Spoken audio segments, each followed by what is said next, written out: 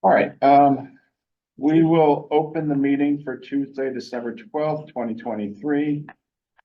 This meeting is being conducted in a hybrid manner pursuant to the general laws. We are recording it and we'll post it online on our website, but if anybody else is recording it, that is fine. You just need to let us know. Anyone? Okay. 7 o'clock town planners reports. Thank you very much, Mr. Chair. Two items to share with the planning board, coincidentally closely related to Mr. Premier's work. I don't know if board members have been copied on email distributions to the town from PZPC that, well, there's been an extended opening for district local technical assistance. That's a grant opportunity that we've pursued in the past, portion of which we utilized to complete chapters of the master plan, kind of a phase 1.5, if you will, work. We are contracted with PVPC through June 30th for implementation related work. In particular, looking closely at our open space or flexible residential development bylaw and our subdivision regulations, getting some alignment in there, and perhaps others as well. That may play a role in, I'm going to call it the opportunity that Southwick may have, but I want to at least give those of you an opportunity to write to me. When you have a moment, if there's something of mine that you'd like me to assemble and submit a request to see if that's the right opportunity for some assistance. At the moment, the loose end that I want to give some attention to, I don't think we'll need assistance through that, through the PVPC or the DLTA opportunity. And that's going to be specific to closing the wireless telecommunications facilities bylaw gap that we talked about the last meeting for reserved, if you will, public safety telecommunications. I think that's tidy enough that once we can look at the case law, we'll be able to move that forward with town council. We're happy to engage the planning board when we do get some further information on that, so we can prepare for the spring. Second piece of information I'll share, within just the past couple of hours, I received an email from Lori Tanner over at PVPC. She was specifically working with us for the housing production plan. You may recall that well, it was shared both here and with the Master Plan Advisory Committee, since it was closely aligned with a lot of the work that was being done over there. The next step that she undertook was to submit that to the state. I'm going to say for a nod of completeness, and that has been given. So at this point in time, what I'll do is I'll share that document with the planning board. So if we look to our January 9th meeting, we'd be able to, if it pleases the board, make a motion to accept or approve and send it to the select board for them to do the same thing. Once those two steps are complete, the package is sent off and filed with the state. That's it for news. Okay. 7:05 public comment. Does anybody have anything for the board tonight that is not on the agenda? Diane. Thank you. I just said it. I appreciate it. You can tell when I'm speaking now, I don't see it, you know, my blinders. Thank you.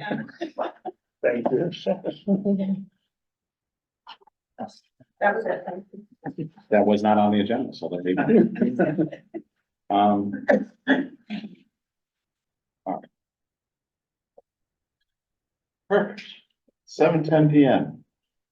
Public hearing. Planning board review and discussion of the Southwick 2040 master plan final draft consideration of its adoption.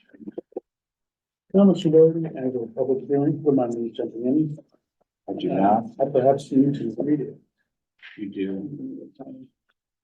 Public notice, so give me one moment. I'll get that button.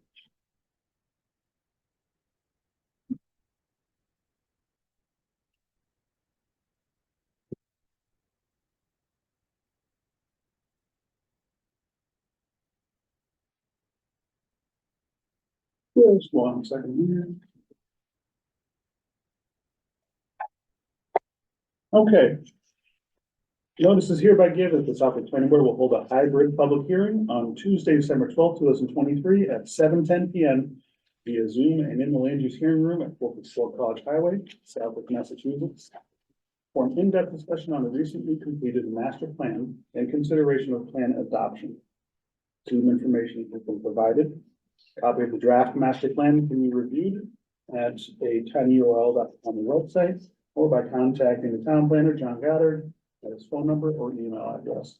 Any person interested or wishing to be heard of the matter should appear at the time and manner designated. Michael Doherty, Chairperson, Southwick Planning Board. Okay. So,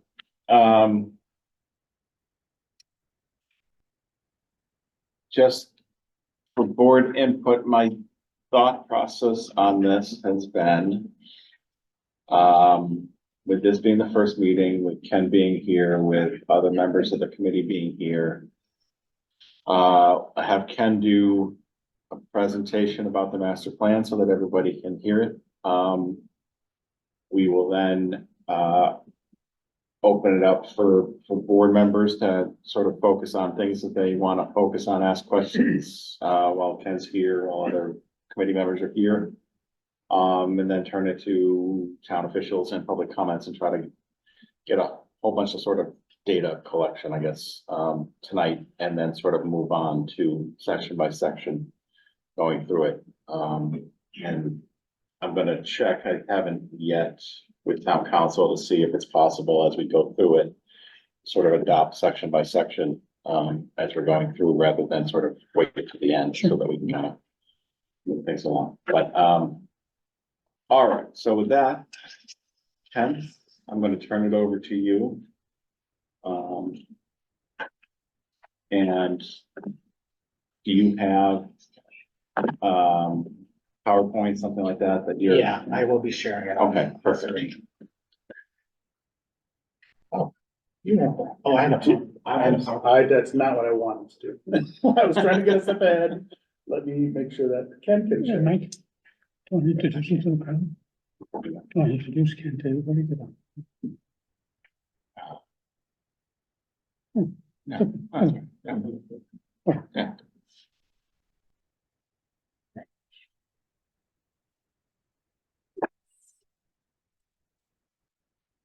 Well, good evening, everyone. My name is Ken Comia. I am the Deputy Director of Land Use and Environment at the Pioneer Valley Planning Commission. I had the opportunity and the, let's say, lots of fun with a group of volunteers from your community to prepare a master plan. And so this particular presentation is a culmination of that work, summarizing some of those components. The planning board was privy to a longer version of this, where we went through individual recommendations and strategies when it came before the Master Plan Advisory Committee a couple of months ago. But since then, the town has had what I'm calling is the final-ish document based on what the Master Plan Advisory Committee has given its blessing to, at least sharing with the planning board and with the community. So I have a small presentation here to share. I guess at the end, there'll be some opportunity for the board and for members of the community to respond. So acknowledgements. The people in this room, you have a couple of the Master Plan Advisory Committee members here. Like I said, the master plan is a labor of love. There was, I think, Marcus Phelps, who was the chair of the Master Plan Advisory Committee before the meeting, told me there were 46 meetings of the Master Plan Advisory Committee. It's a lot. And I think it's very clear based on what, the committee has arrived at as a product. And, through the countless hours, of the committee members, and I think it shows in this product. So with that said, there is a multitude of various boards and committees that are represented here in the Master Plan Advisory Committee, as you can see. Thank you. And, the town staff, obviously, Mr. Goddard, who I got to work with, to ensure that we were keeping on track. So with regards to the master plan just a couple of slides on what it is and how we arrive at what is the final document. The process includes reviewing existing conditions. We want to identify issues, challenges and needs. There were opportunities for the community to respond via the surveys, 900 responses. That was last year. The visioning session, which we had over 2 days in October. Obviously, the 46 master plan advisory committee meetings and focus groups that we had, as well as some other types of engagement we have with students and from some of the volunteer that sets them up within the town into some principles that help develop goals. With that said, there are the development of strategies and actions to help achieve those goals. So you'll see, as you review the plan, as the town planner had provided a link and it is available for folks to review. There are a multitude of strategies and goals to examine, and from what I understand, some of the committees have started to look and then move forward with it. Implementation is the next step, which is kind of what we're talking about now, and how you move forward from a plan. What implementation is the master plan is a policy guidance document. It's not law. It is something that the town will use to guide the drafting of certain bylaws or policies, capital improvement program items, various recommendations that to the bodies that make the rules and those that have to implement them. Boards and commissions and town staff should use the master plan to guide the major decision-making processes, such as permitting decisions and general governance by town meeting. So what the master plan does is, the common theme is balance, and I think having worked with many other communities on master plans, this is probably this is typical. Is trying to create this conversation of how to move forward, knowing that you rely on how the characteristics of the town, New England look and feel. You want to appeal to the existing residents, including a population that is aging. You are a right to farm community. You're avoiding large industrial complexes and preserving open spaces and natural resources. That's very important to the town. That's quite clear.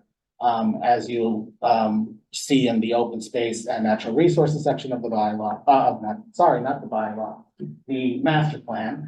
And then, as this is Southwick 2040, it's understanding that there are things that you want to plan for, things you want to act upon now in the next couple of years to get you to updated infrastructure, varied housing choices, the modern amenities, jobs, and social atmosphere to retain the young residents and attract new families to town.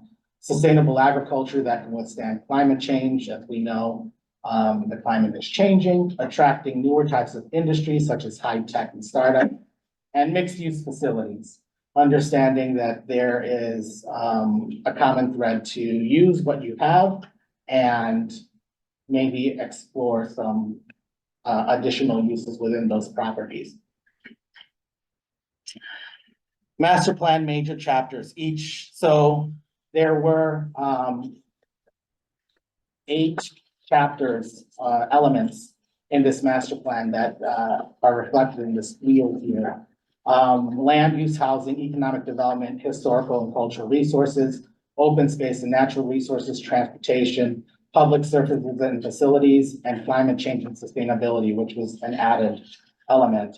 A master plan in the state of Massachusetts has to basically check off a couple of things. All of the elements here are elements that are listed on Mass General Law that are the elements that should be in a master plan in accordance with Mass General Law.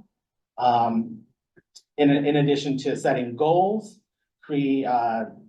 describing the demographics of the town, as well as creating an implementation schedule for those items. As I mentioned, climate change and sustainability was an added chapter here, but like many other communities in the Pioneer Valley, that is one that has been added. Each section chapter includes a chapter vision statement, the current state within the focus area, insights from the external trends and resident input that is coming from both your survey and things that we've been identifying in the world. Issues and opportunities, strategy for the focus, and recommended actions to achieve the vision. So within each chapter, those particular elements are listed on there. So we're gonna go over the next couple of slides through each of the elements. Under the land use element, some of the issues and opportunities that have been identified, encouraging redevelopment, utilizing existing mixed use zoning, the rural small town features, identifying that that's important to the town, supporting working farms, developing green belts, support recreation, identifying and exploring restrictions on redevelopment, assessing wastewater infrastructure, ensuring that your infrastructure can meet the demands of your current and future development, affordable housing, which is a discussion point, which is both touched here on land use and obviously the next element, which is housing. But one of the issues and opportunities is the town is subject to 40B, which is the state's affordable housing law, basically requiring or suggesting that 10% of the state's housing is affordable. Southwick is subject to 40B comprehensive permits, which means that Southwick is not meeting a 10% goal. However, with Mr. Goddard, as he explained, the housing production plan, that is a tool that can be used to have the town protected to some extent, as well as identifying policies and bylaws that may be helpful for the planning board to explore to address affordable housing in town. Community resilience, again, with the lens of a change in climate, identifying things in your use of land that promote walkability, community space, affordable housing, and protecting farmland. With that said, there were three overarching recommendations: preparing for future development, which balances the New England heritage, rural character, and resource protection. Update zoning to promote mixed use, walkability, and vitalization of downtown areas, and allowing for new housing options, making use of existing corridors and infrastructure. So with that said, there are multiple strategies and actions that have been identified for each of those strategies. So as the planning board, as other committees meet and start talking about the master plan, many of those have assigned to it the main party that is responsible for its implementation and any supporting parties, in addition to a time frame that was provided. And yes, that's it. So that's it for land use. The next slide is housing. Like I mentioned, Chapter 40B development is an issue and an opportunity. With Chapter 40B, I think when communities are faced with a Chapter 40B project that requires a comprehensive permit and bypasses local regulation, typically what would usually be approved by the planning board now is approved by the zoning board of appeals through the 40B project. It can present itself as both an issue and opportunity. So some communities have used Chapter 40B to streamline the process, streamline the permitting through its ZBA to approve projects, knowing that it may be a challenge in certain zoning districts. So that is chapter 40B for housing. Older adults, ensuring that those adults can still afford to live there. And aging in place, are the services that the adults rely on still present, knowing that those adults are getting older, knowing that they may be living in a large house. How can the town look at assisting them with ensuring that they can still afford to live there and age in place? Part of the conversation too included housing choice types with favorable sentiment towards mixed use development. The survey, presented data regarding the different types of housing in town. And when it comes to density, density was looked at favorably in mixed use development compared to multifamilies and apartments. Inclusionary housing is an opportunity to tap real estate gains to create affordable housing for lower income families. Community resilience, accommodating a resident at all stages of life. That again, with regards to housing, that's ensuring that that occurs. Some of the recommendations that have been listed under housing strategies include provide housing that protects and maintains the scenic, natural, and historic resources, alignment with open space and recreational plan, which was most recently adopted, promoting housing that is affordable for attractive to all ages and household configurations in town, increasing affordable housing stock to meet Chapter 40B 10% goal. That is also a component of the housing production plan that the town worked on. So that's addressed there too. Economic development. Some of the issues and opportunities that were identified: vacant farmland in the business and industrial zones, understanding how to utilize that and ensure ease of permitting and or ensuring that those farmlands typically are preserved and become more productive. Town center development and improvement. The town has a town center study, and I think one of the ideas that has come through is to revisit that town center study and see how it can be applicable to your current town center and celebrate that and maybe revive standards that may need to be looked at again. Congamon Lakes as part of the recreational economy, that became very important in the conversation when we had our economic development and our open space focus groups. Enhancing and growing the agricultural economy, cannabis, business retention, town support for existing future light industrial and downtown commercial type uses. Those were some of the issues and opportunities that have been identified in the master plan.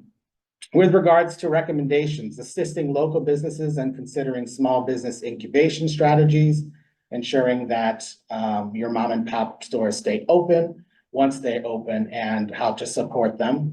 Evaluating zoning bylaws and taxation structure with the eye towards downtown vitalization. And galvanizing support and assistance for local agriculture. There's a couple of actions that have been identified in the plan to help with that.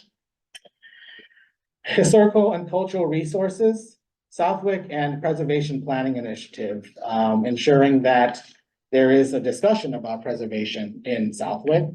A cultural center of town. With the town center, you obviously, I think, want to be looking at identification of a sort of vibe, for lack of a better term, for the center of town. Culture, creating some opportunities for spaces for cultural programming in the center, ensuring no further loss of locally significant historic resources.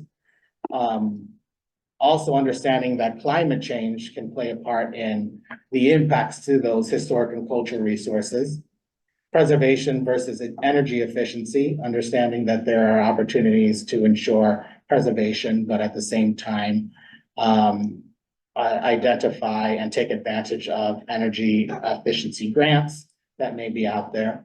particular to, ideas like the Green Communities Program, desired destination for social entertainment and cultural activities. So that came clear, in this particular section. Recommendations: elevating awareness, respect, and pride for the town's historical and cultural history, broaden cultural programming, fostering relationship between local and regional groups to invite those folks in and participate in your historical and cultural activities.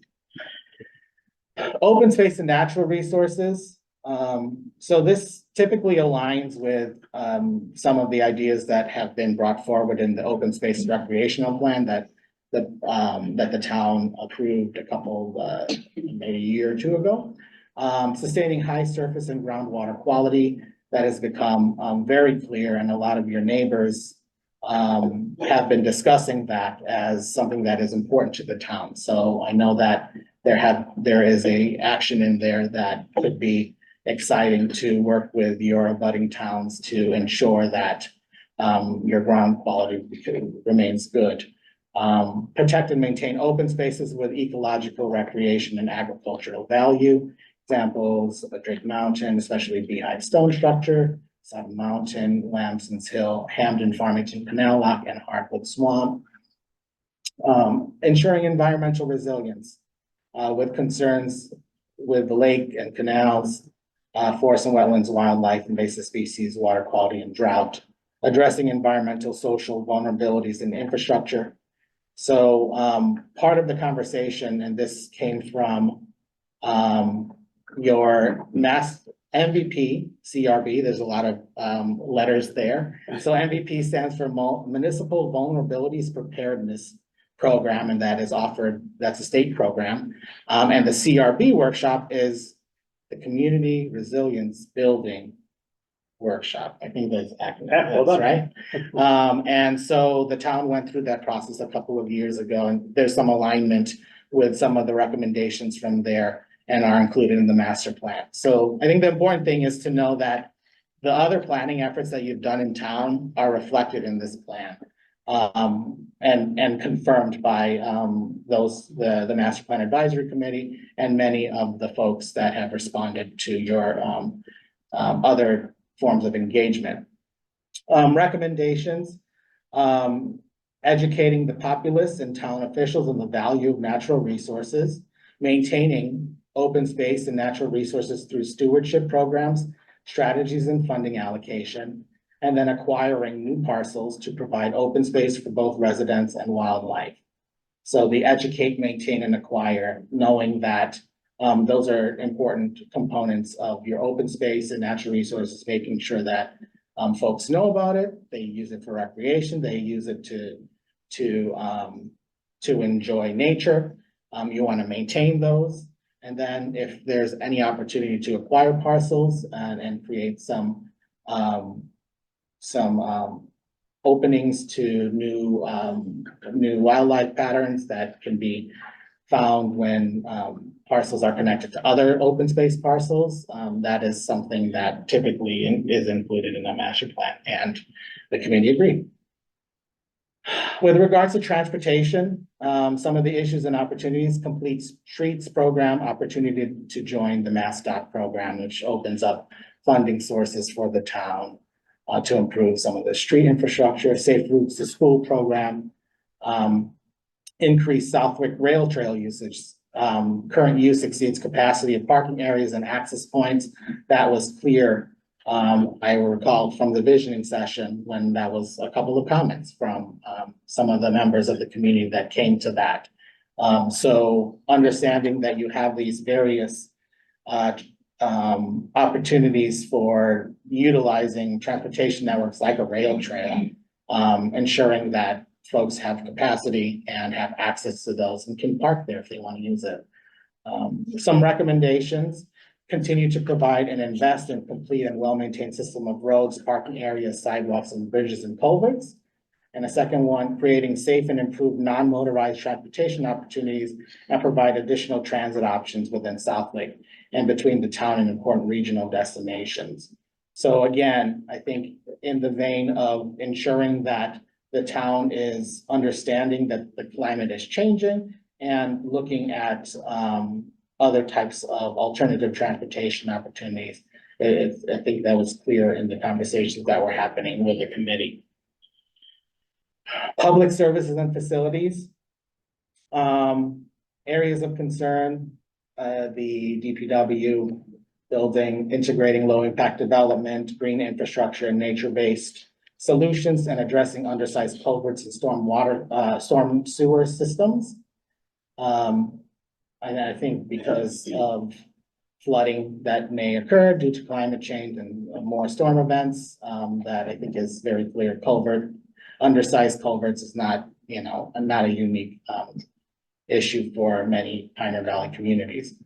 Services for current and future needs, exploring development of intergenerational community center, and improvements identified in the municipal building conditions assessment report. So like I said, ensuring that some of the planning that the town has done over the past couple of years, that they're reflected in this plan, both as a way to reference, as well as aligning some of those recommendations, updating them as necessary. Maintaining the master plan, very important. Identifying a process for the town to ensure that the master plan is being talked about in your committees. Master plan implementation committee, that's what some of the conversation towards the end of my time with the master plan advisory committee, we were exploring. Climate action, municipal vulnerability and hazard mitigation planning. So like I said, the MVP, that's municipal vulnerability, identifying opportunities through that grant program and through hazard mitigation planning that can help infrastructure improvements through town. Community resilience, ensuring that your communications to those that are unable typically to participate in some of the civic life and be informed, that you're continuing to offer opportunity for them and make those communication lines better. Recommendations include continuing providing efficient, affordable, engaging, and sustainable town services and community facilities, proactively preparing and evaluating the town's future utility and service needs, supporting a safe and healthy Southwick, and ensuring high quality and safe education in schools. So public services and facilities addresses a whole lot of different things that the town, from mostly regarding the governing structure and those services that the town provides, including schools. So in the plan, you'll see some of those particular actions that have been identified to help implement those strategies. And finally, climate change and sustainability, taking advantage of no-cost home energy assessments from the Mass Save program, leading by example, advancing green community certification, and again, community resilience that is prevalent throughout this plan, and ensuring that your folks are moving along with the improvements that you are working on in town, and no one's being left behind.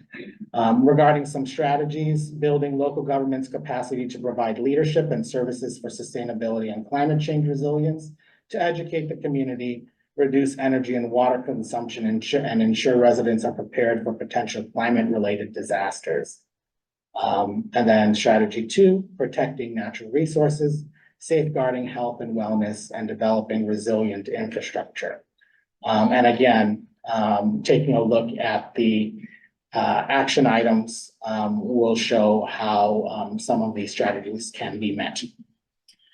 And implementation. So that, like I mentioned, is a component of the plan. What's next? The planning board approves the master plan through whatever route you decide to take. The master plan and implementation committee, which whether or not you use that term or that particular committee name, it is a group that would be charged with ensuring implementation of the master plan.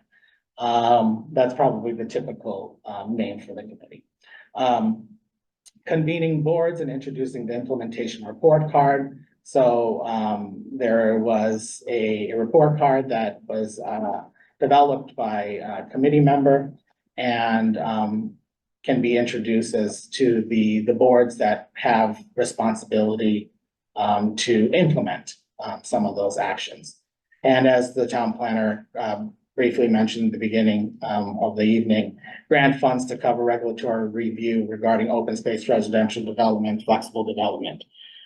As we'll be working with the town until the end of the fiscal year, which is June 30th. And that's it. That's the end of my presentation. Thank you very much. You're Ken. welcome. I appreciate that. I appreciate all the work that you've done, throughout this. This has been a long time and you guys have put in a lot of work and I appreciate it. All right, so with that, the first thing I'm gonna do is just kind of turn to the board and see if there were questions or comments or particular issues contained in the master plan that they wanted to bring up for discussion. Like I said, while Ken's here, while the members of the committee are here, I think it's probably a good opportunity to get input on the decision making. I'm gonna start at the end with Jessica. Since you are the newest one on here, you get that honor. Wow, thank you so very much, Mr. Chair. Thank you, Ken, for presenting to us tonight again, as well as working with the entire plan of people that you, so how many meetings was it? 46? It's amazing. And thank all of you who are on the committee that are here tonight or listening at home. I guess my biggest question to you, Ken, is making sure that we walk away with an implementation committee that is functional, not just kind of reviewing and saying, okay, well, it's not getting done, and then having an effective way of trying to move boards and commissions to try to match up their activities with what's in here. I agree with most of the findings. I think that everything kind of coalesced based upon the input that you received from community members.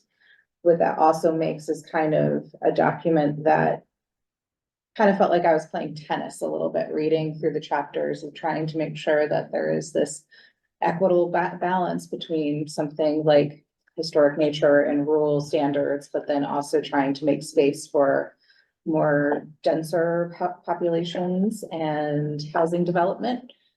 And also kind of seeing in real time over this past week of when trying to adopt zoning and making changes to make development and climate change resiliency for businesses and individuals, that doesn't easily happen here in Southwick through our town meeting structure and things of that nature. So that's kind of really where I want, for us, at least until June, is having the ability to really look for you for that sort of technical assistance and guiding us and trying to make equitable change that balances all sides of the equation. So that's kind of my thoughts. Very well. Ken or John, can you just, or anyone can, but I think you were gonna look it up. What was the specific recommendation about the implementation committee from the advisory committee? I'll say it loud enough, so that people can strike me down if I make a misstep here. I believe the final recommendation was for a 5-member implementation committee consisting of a planning board member, a select board member, and 3 members of, 3 resident members of the staff.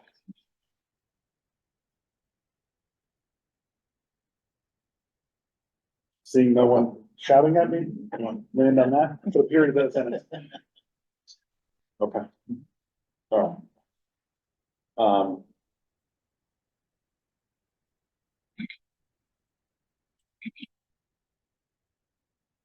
The implementation committee that you want to form, and that's going to help to guide different boards and committees on how to put these ideas into process and how to accomplish these long range goals. Yeah, I mean, the idea being that they sort of and meet, discuss, prioritize, draft proposed bylaws, changes, that kind of thing, right? It can do some of the, right, I mean, you sit here on the planning board, which is a reasonably busy board. We're frequently just dealing with what's on our plate and not being proactive about things. Mm. This sort of allows for a committee that is somewhat proactive, both for the planning board as well as other boards in town, and can sort of put stuff in front of them or sort of discuss with them, or, you know, get on the agenda to move things forward. I mean, that's the way I look at it, as sort of filling that proactive gap that, you know, we talk about sometimes, but doesn't really often get done. So, and now with the master plan, I mean, the idea is to implement it, so, you know, if we're not being proactive, you know, now, it's gonna be probably the same going forward with the master plan in place, so we need something to sort of push that forward. Would the resident members be somebody that you would recommend outside of the current board, committee, commission structure? Or do you see it work better when you have minds that maybe already have an intense interest, let's say in agriculture or on the housing committee and something like? That's a great question. I think the Master Plan Advisory Committee, there was a lot of varying opinions, I think, on how what the implementation committee could look like. You know, my experience with implementation committees after a master plan has been approved is typically one member of each of the various like committees that are responsible in the that have a role in its implementation, so Conservation Commission, Board of Health, et cetera. That's not to say though, and I think it's very clear in working with your advisory committee, is you have a whole lot of volunteering spirit, whether or not the idea is to bring someone with maybe some sort of knowledge, and depending on if the select board or the planning board would be identifying that party to be established as the implementation committee. I think, you know, that there is an opportunity to utilize the various thought processes that maybe someone that's not in it all the time, not in a commission, not in a planning board, but that is their only volunteering thing that they're doing for the town, can open their eyes to the various expanse. And I'm sure that those individuals will also reach out to, you know, the Conservation Commission, the Board of Health, town staff, to ensure that you know, they're either provided a reality check and or understanding what type of resources there may be out there to help the committee kind of establish, you know, its next steps. So, it seems, as I'm listening to you, I'm hearing sort of a version with board members or commission members, right? That's fully consists of board commission members. I'm hearing a version that's being proposed that consists of 2 board and commission members and residents. Have you seen, or is, I mean, what's the argument, I guess, for or against having just the implementation committee that is residents, right? I mean, that is not, that is sort of the opposite of that. It's just sort of outside of it and looking at it, not sort of, you know, biased or not, I mean, Sure. biased might be the wrong word, but at least not with the function of government, you know, Right. involved. Yeah, I mean, I think to an extent that could be helpful. I think the understanding, and probably some of the conversations with the advisory committee is the understanding that in order to navigate many of the various items on the action list, typically you'd be wanting to either reach out to the planning board and or select board to start some of those processes. So whether or not it's residents that, you know, will be straightforward and learn how to navigate that process. I think maybe some efficiency was built in there, utilizing a member of those boards. So, Rather than just a liaison. of the Correct.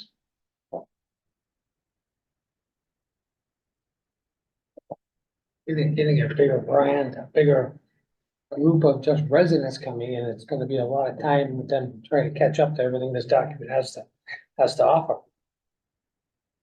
So having somebody that's already gone through the master plan process on more of those folks. And then a bigger group of those, so you have, like you were talking about, somebody who can advise. But yeah, Yeah, I know, I mean, I get it, I just, you know, it was always my issue with the master plan committee, which was, I don't want it to be necessarily too heavy with planning board people, or, I mean, I just, and that's, and part, I kind of wanted to hands off and let it bring to us, you know, have a committee that is gonna bring something to us that is not influenced necessarily by how the planning board thinks, or, you know, it doesn't mean it doesn't need to be tweaked. And that's one of the reasons why we're doing the hearing, is we can go through and tweak things that we see maybe need to be tweaked because of, you know, the way the planning board operates, or the way we see things that may be better tweaked a little bit, to be more useful to us. But I don't know, I mean, I can see the argument either way. I think I'm probably in where you guys landed, which is having some sort of direction. But yeah, I don't know, I'm kind of torn a little bit. So Ken, I want to thank you for the presentation. I thought you did a good job. I think the people that are on this committee did a fantastic job. For excitement, I took it to Florida to read. You know, really interesting. I have a question, just on a scale of 0 to 100, where does town stand on all these things you want to do? Are we at 20% or 50% or 3%, or you have any concept as far as how far, where we are now to where we have to be? Or where I we'd mean, like us to be? well, I think what was built into the plan, and you'll see a couple of actions in there. Things like getting the housing adoption plan, housing production plan adopted. That's pretty close. That's low hanging fruit. So I think there's both a mix of, short-term goals, which are things to celebrate, knowing that, hey, the planning process works. You've identified things that, are important to the town, that the town needs to act on. And those are listed in the plan. And there's some ideas and some actions that, you know, will take some time, and they're obviously listed as long-term. But I will say, I think with and this is coming from the person that gets to having worked with all of these people who, there were different perspectives in the room. And I think that, in the testament to the 46 meetings that happened, you know, some of those meetings were where we were talking about one thing. And so I do think that the town is in a place where, you have the momentum, you have the low hanging fruit that you're able to achieve in the next couple of years, next couple of months. As well as, probably very dedicated volunteers in the implementation strategies that actions that have been identified that could really take them forward. So I don't like to assign percentages, and maybe that's a diplomatic thing to say. But the thing is, I think what the town has done, and this is unlike, you know, some towns, it's very different. The conversation is different. But with this particular master plan advisory committee and how the town has been using this and celebrating this particular plan, there is momentum to like get this moving. And so I think with that said, I think that the ideas that have been presented here are things that can eventually get, you know, looked at and explored further. And then whether or not it works, like after you're exploring it, that's when you reassess. And in the process of the implementation committee, and when it may come time to look at the master plan again, that's when you say, oh, that didn't work. So that's something that we shouldn't keep doing, or we need to keep doing that. We're almost there. And that's, you know, what we'll end up in that, in the next iteration of, but Thank you.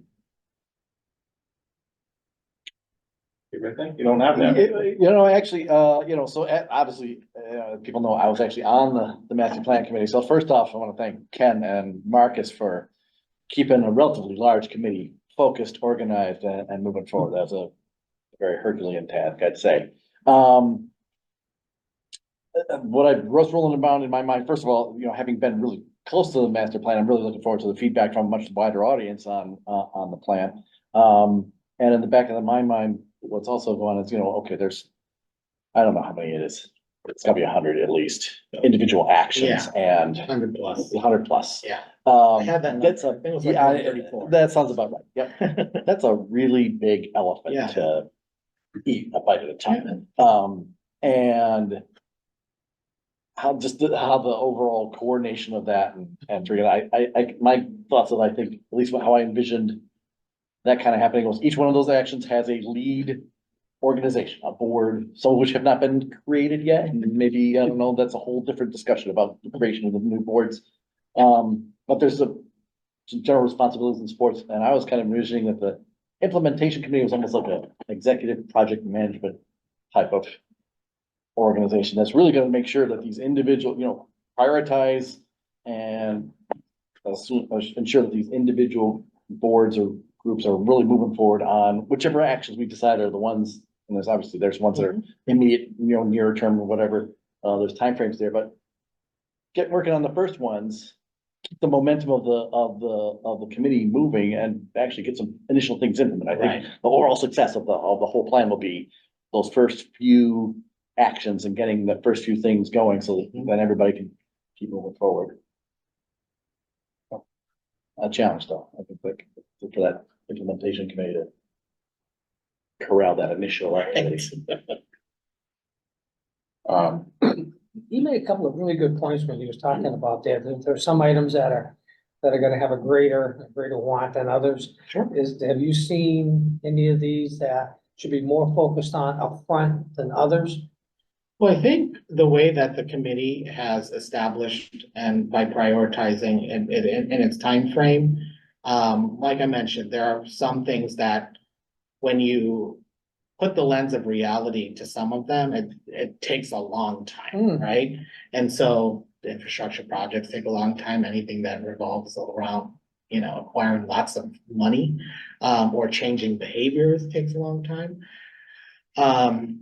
However, I think, you know, it's the implementation committee, it's as well as the lead parties that will, hopefully, utilize the plan as its, you know, as its guidance. It is hand in hand with things like if the Conservation Commission is the lead party on certain things regarding acquiring parcels for open space, et cetera. I'm sure they're thinking about it. It's establishing the grants that may be needed and looking at how to get those grants to acquire those parcels. But I think all of them there is some realism to them because otherwise they wouldn't be here. It's just a matter of when it comes time to talk about them with the implementation committee and as they explore that, there is this like ongoing assessment that happens. And so sometimes, you know, the implementation committee and or the lead committee may say, yeah, this is not working anymore, or yeah, we got a no from the state. So let's put that, you know, let's make sure that we addressed it, like we tried it and it just couldn't happen, or, you know, something else happened that led to another pathway. So it's important for that committee to ensure, you know, documenting those particular pathways within trying to implement that particular action. But I think to the extent that all of the actions that have been presented here, they are all realistic. Some are low cost, some are a lot of cost, but at the end of the day, you're going to utilize town staff, you're going to utilize your select board and town meeting to get some of these policies and or bylaws across. It's just a matter of, you know, that committee and the lead party to get it across the finish line. Is it, in your mind, as you look at the sort of recommendation, is it, I won't say easily, but readily,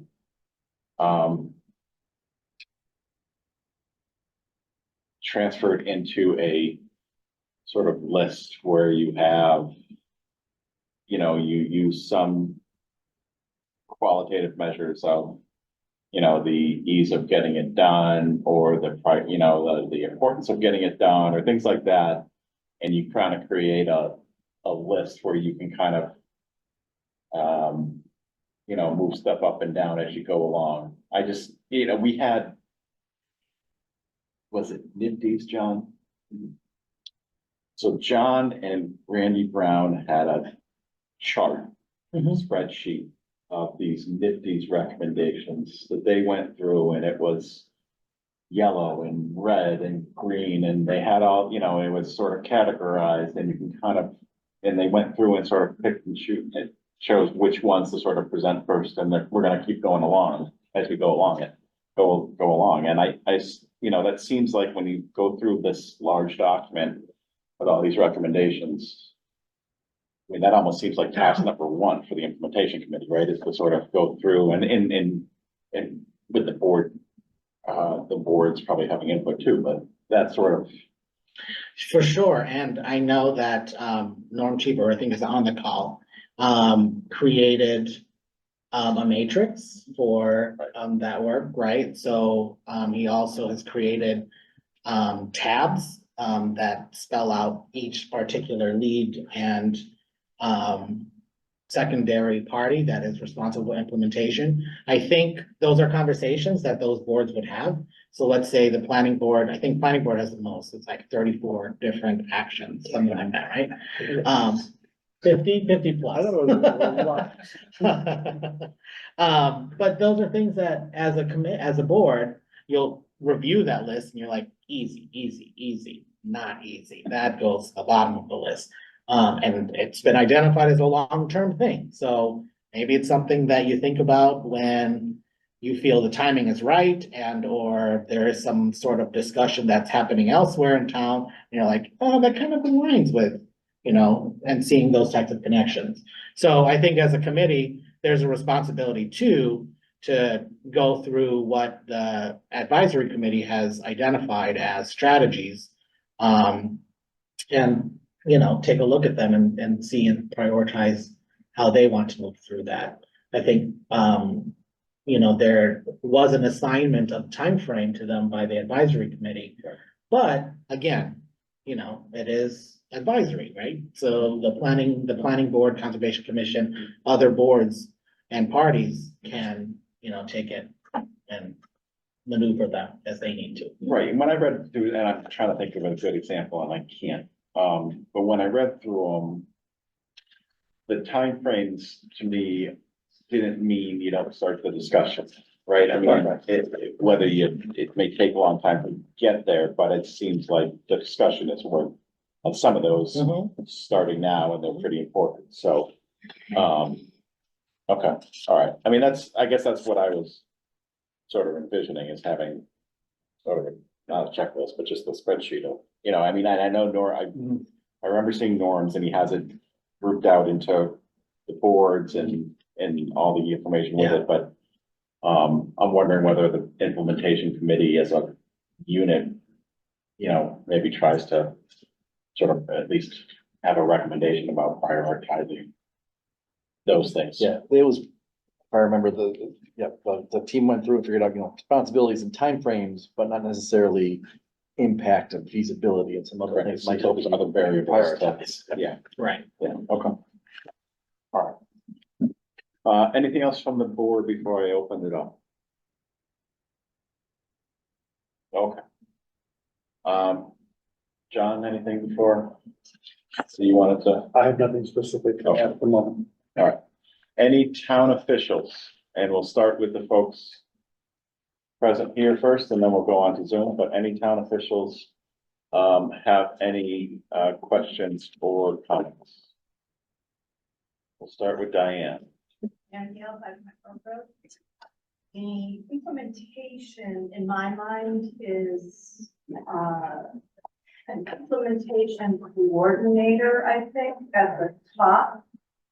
And to me, that seems like the CAO, who already manages all those boards and committees involved in this, could add some public to that team. But that to me seems like the common sense coordinator, knows where to go, knows which teams to put together. Certainly has all the guidance individual teams would need. This was with John here. Well, I mean, I think there's a couple things. One is I don't know legally how involved the CAO can be with the committee, right? I don't know. I certainly couldn't sit on a committee, I don't believe, at that level.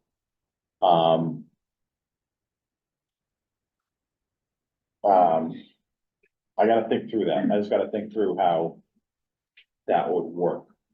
They certainly are a source of knowledge, right? I mean, it's not unusual for me to go, or I'm sure John to go to Carl. Yeah, so I mean, it makes sense as a resource. I gotta think through how that would best be coordinated with a committee, because I don't think they could be necessarily. The town staff is all gonna be, as you said, be involved at some point in the implementation plans, who all report to them anyway. Yeah, I mean, I guess in my head, my first thought is that there should probably be a report from the committee to the CAO for a recommendation or for feedback, right? Almost like we send out plans that we get in for feedback from all the other committees. I mean, it seems like that may be where the process goes, and then the CAO can kind of offer guidance or check things that, you know, aren't exactly correct.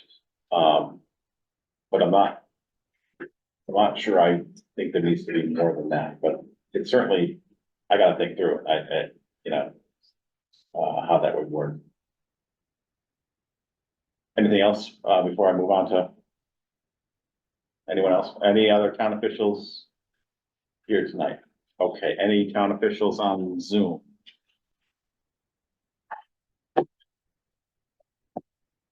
Okay.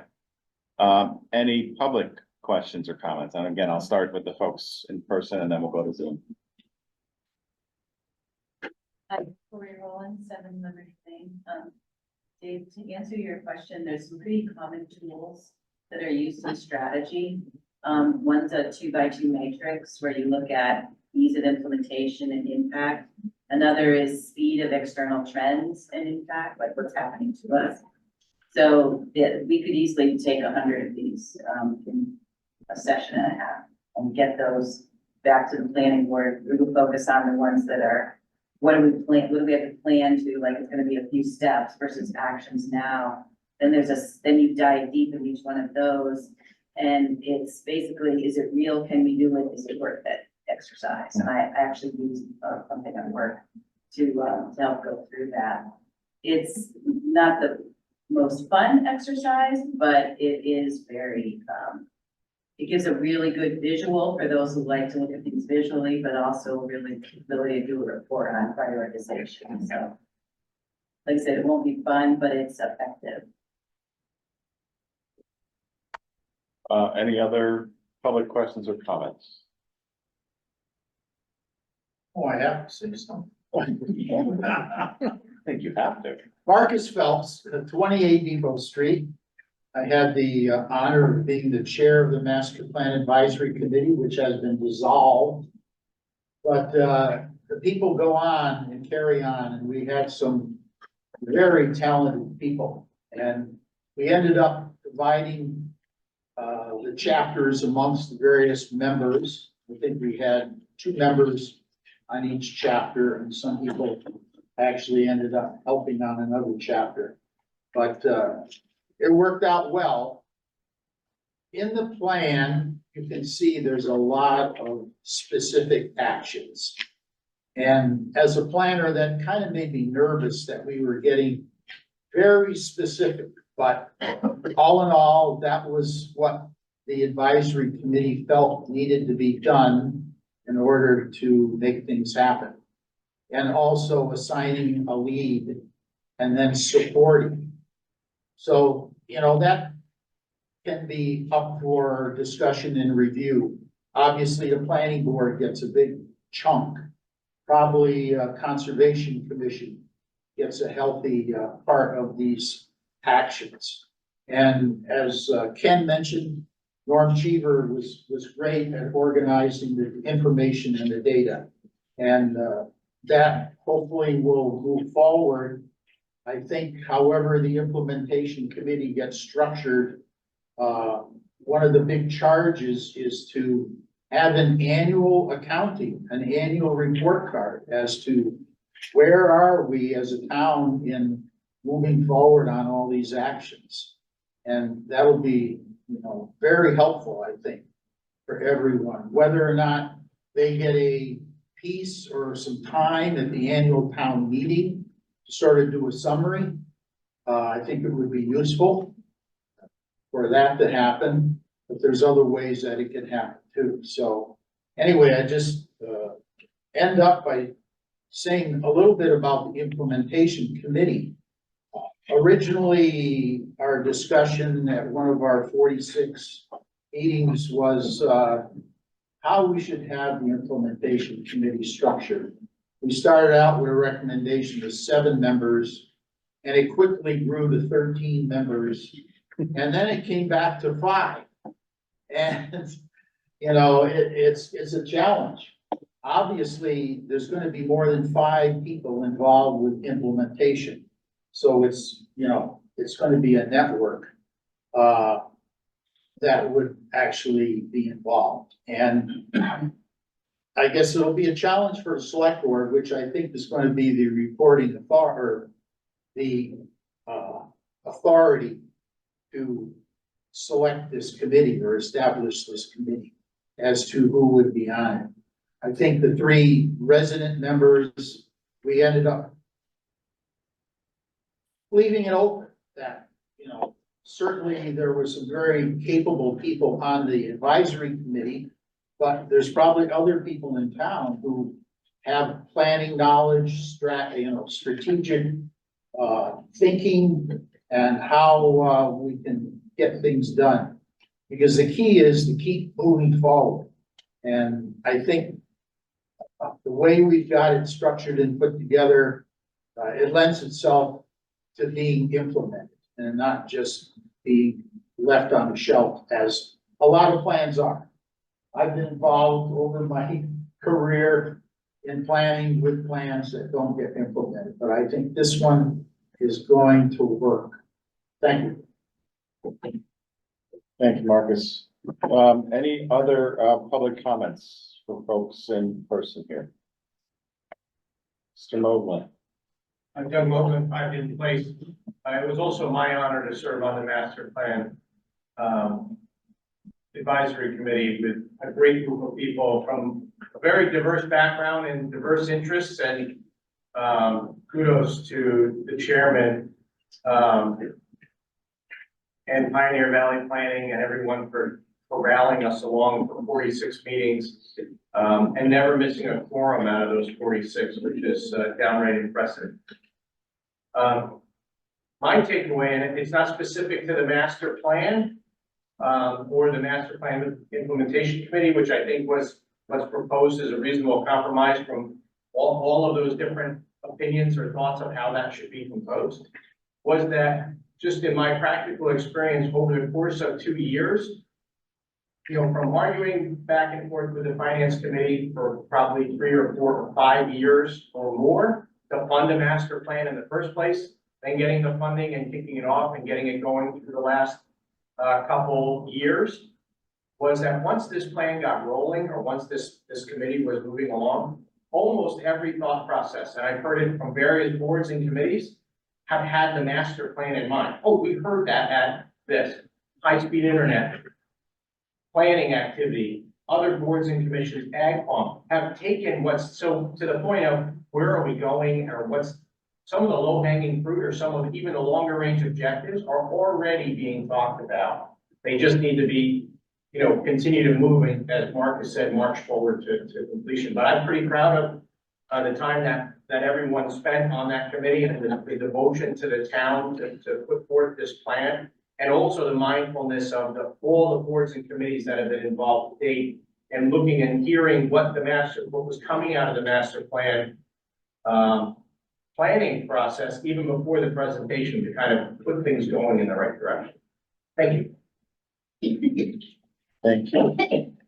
Any other public comments from folks, in the room here tonight? First. Good evening, Marissa Overgon, 136 South Loomis Street, also a member of that committee, so thank you to my fellow members and to the planning board and to PVPC for the support along the way, over the last 2 years. A question, really, at our last meeting before we dissolved, MCAP was discussing kind of just timeframes. Obviously, we had kind of reached a natural conclusion by developing this final draft, but then, the meeting kind of ended on a note of, you know, momentum. And that's been alluded to this evening. So just curious as to whether the planning board has any sense in terms of timeline. Tonight was discussed back at our last meeting as the first public hearing. So I anticipate that there may be future public hearings based on that. But just wondering, because we were concerned that, okay, there's obviously a process that needs to be followed, protocol in terms of getting this reviewed, potentially getting it adopted, and if so, then the development of an implementation committee. However, knowing the pace at which things move sometimes in town hall, we were also mindful, as well as concerned, that that process could stretch on into several months and that we would lose this momentum. So just was curious if the planning board had any sense of next steps in terms of public hearings, in terms of, you know, potential adoption, how long that would take. Thank you. So,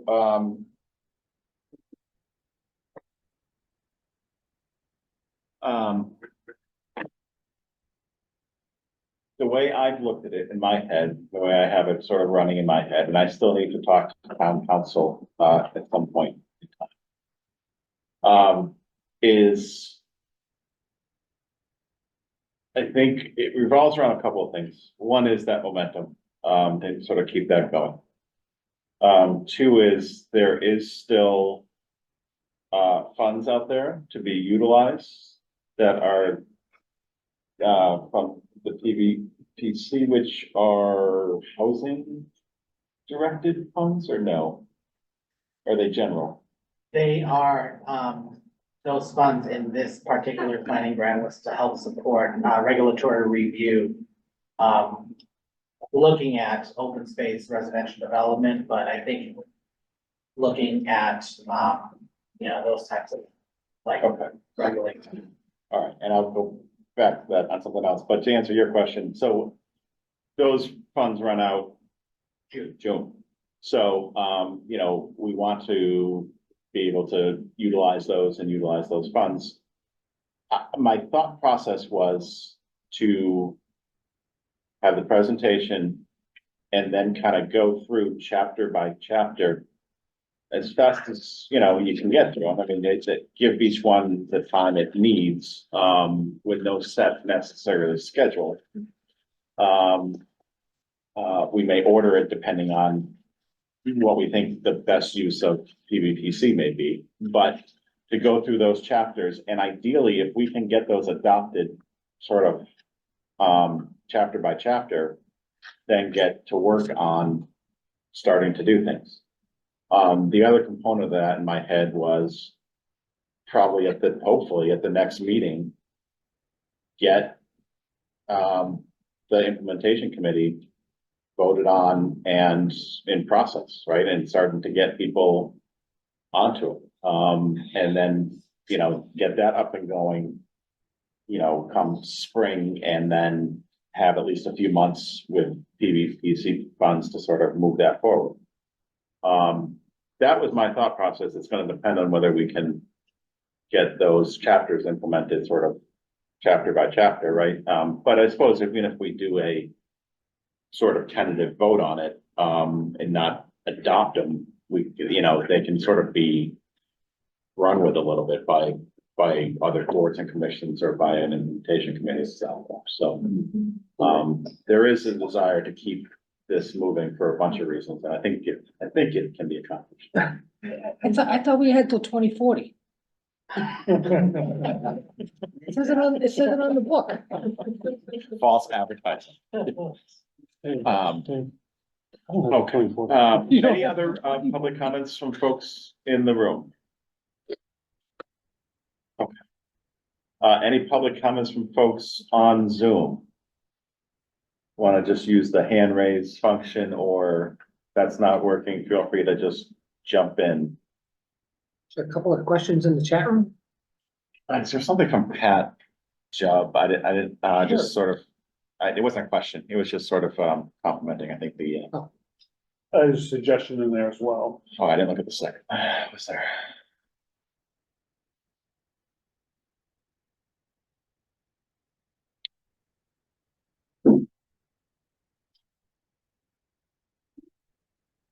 Yeah, same, keep the same focus group. I think it's recommending master plan advisory committee members or member, participate in the implementation. In all honesty, I mean, I appreciate it opening up to everybody. I suspect that's gonna be the majority of people who are trying to get on it are gonna be folks from the master plan advisory committee. I mean, that people who gave their time to that probably wanna see it through, would be my guess, but it makes sense to me, and it's like, even from a continuity perspective. Correct. I mean, I think it's gonna end up that way, whether we, purposely want it or not. I mean, I do think that's a good idea, but I also wouldn't mind having someone who is looking at it a little bit fresh, as well, but. I expect the membership to be involved, because correct, a long-term thing. Correct. How we come up. All right, anybody else, anybody on Zoom have any questions or comments? All right. So anything else from the board before we sort of jump in here? All right. I mean, I think it makes sense in part because I wanted to circle back with Ken on one of the things with the land use section, to kind of turn to the land use section, since that's chapter 1, but it also, I think, I wanted to, the first thing in here in the strategies and actions. John, if you want to pull that. If you don't mind, I'll put that Yep. later, so. It's page, well, it starts on. Was it 17? 15? But I was looking at page 25, the strategy.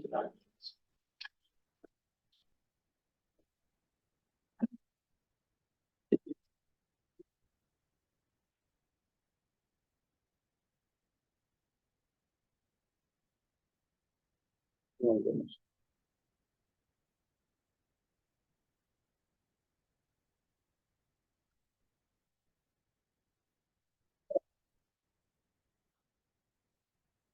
Okay, There we go. So the first thing, 1.1, is perform a zoning diagnostic to examine readability and content of the town zoning bylaws. And then, refine and revise as necessary. So, the second half of that, I think, not easy enough, it's time consuming, but the planning board can certainly kind of over the next, whatever we have time, sort of go through, grab a chunk of them, identify potential issues, and then get to those whenever we can get to.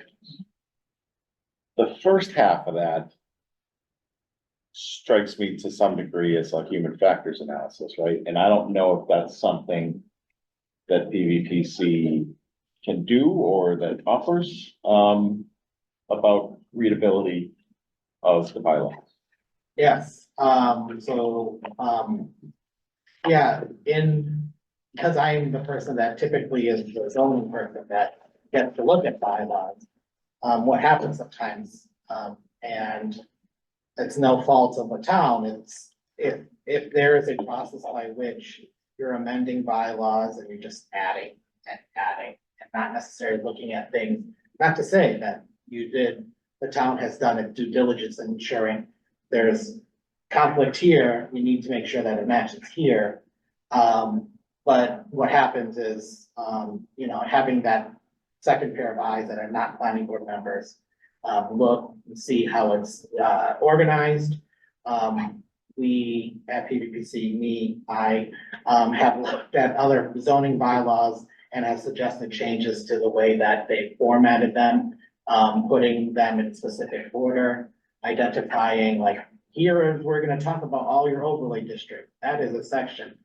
And you're only gonna have 10 sections in the bylaw, and you're gonna, move things around so that it conforms to those ideas. And your last section is definitions. So it is putting them in as far as the readability stands. I'm not sure if people that are interacting with your zoning bylaw are, have lots of questions about it. Sometimes that comes up in conversation, but just understanding and looking in bylaws, that typically is a suggested, action just to create those efficiencies, ensuring that your permitting process. Okay. And then the next question, and both of these are gonna be also dependent on whether they're within the scope of services. Sure.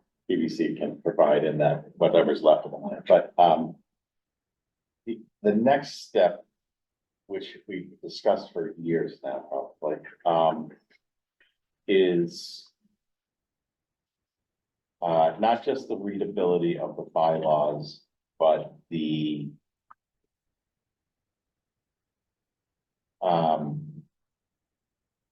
I think of the best way to describe it, the presentation or the communication to the public about the process and the substance of the bylaws, right? And whether that's just an information sheet, whether it is a checklist, whether it is the application form, it can take a bunch of different formats. Yep.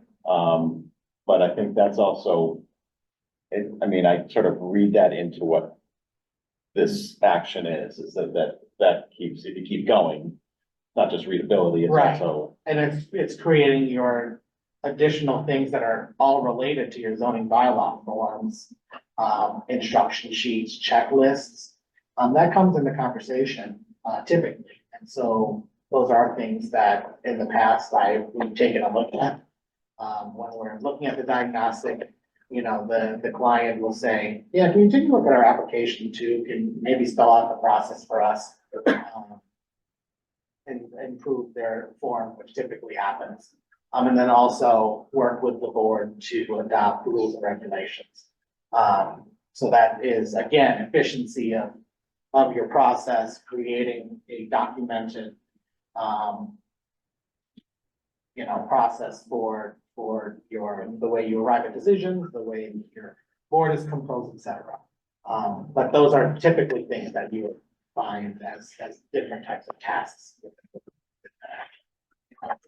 And yes, that is something that PVPC is taking. Okay. All right.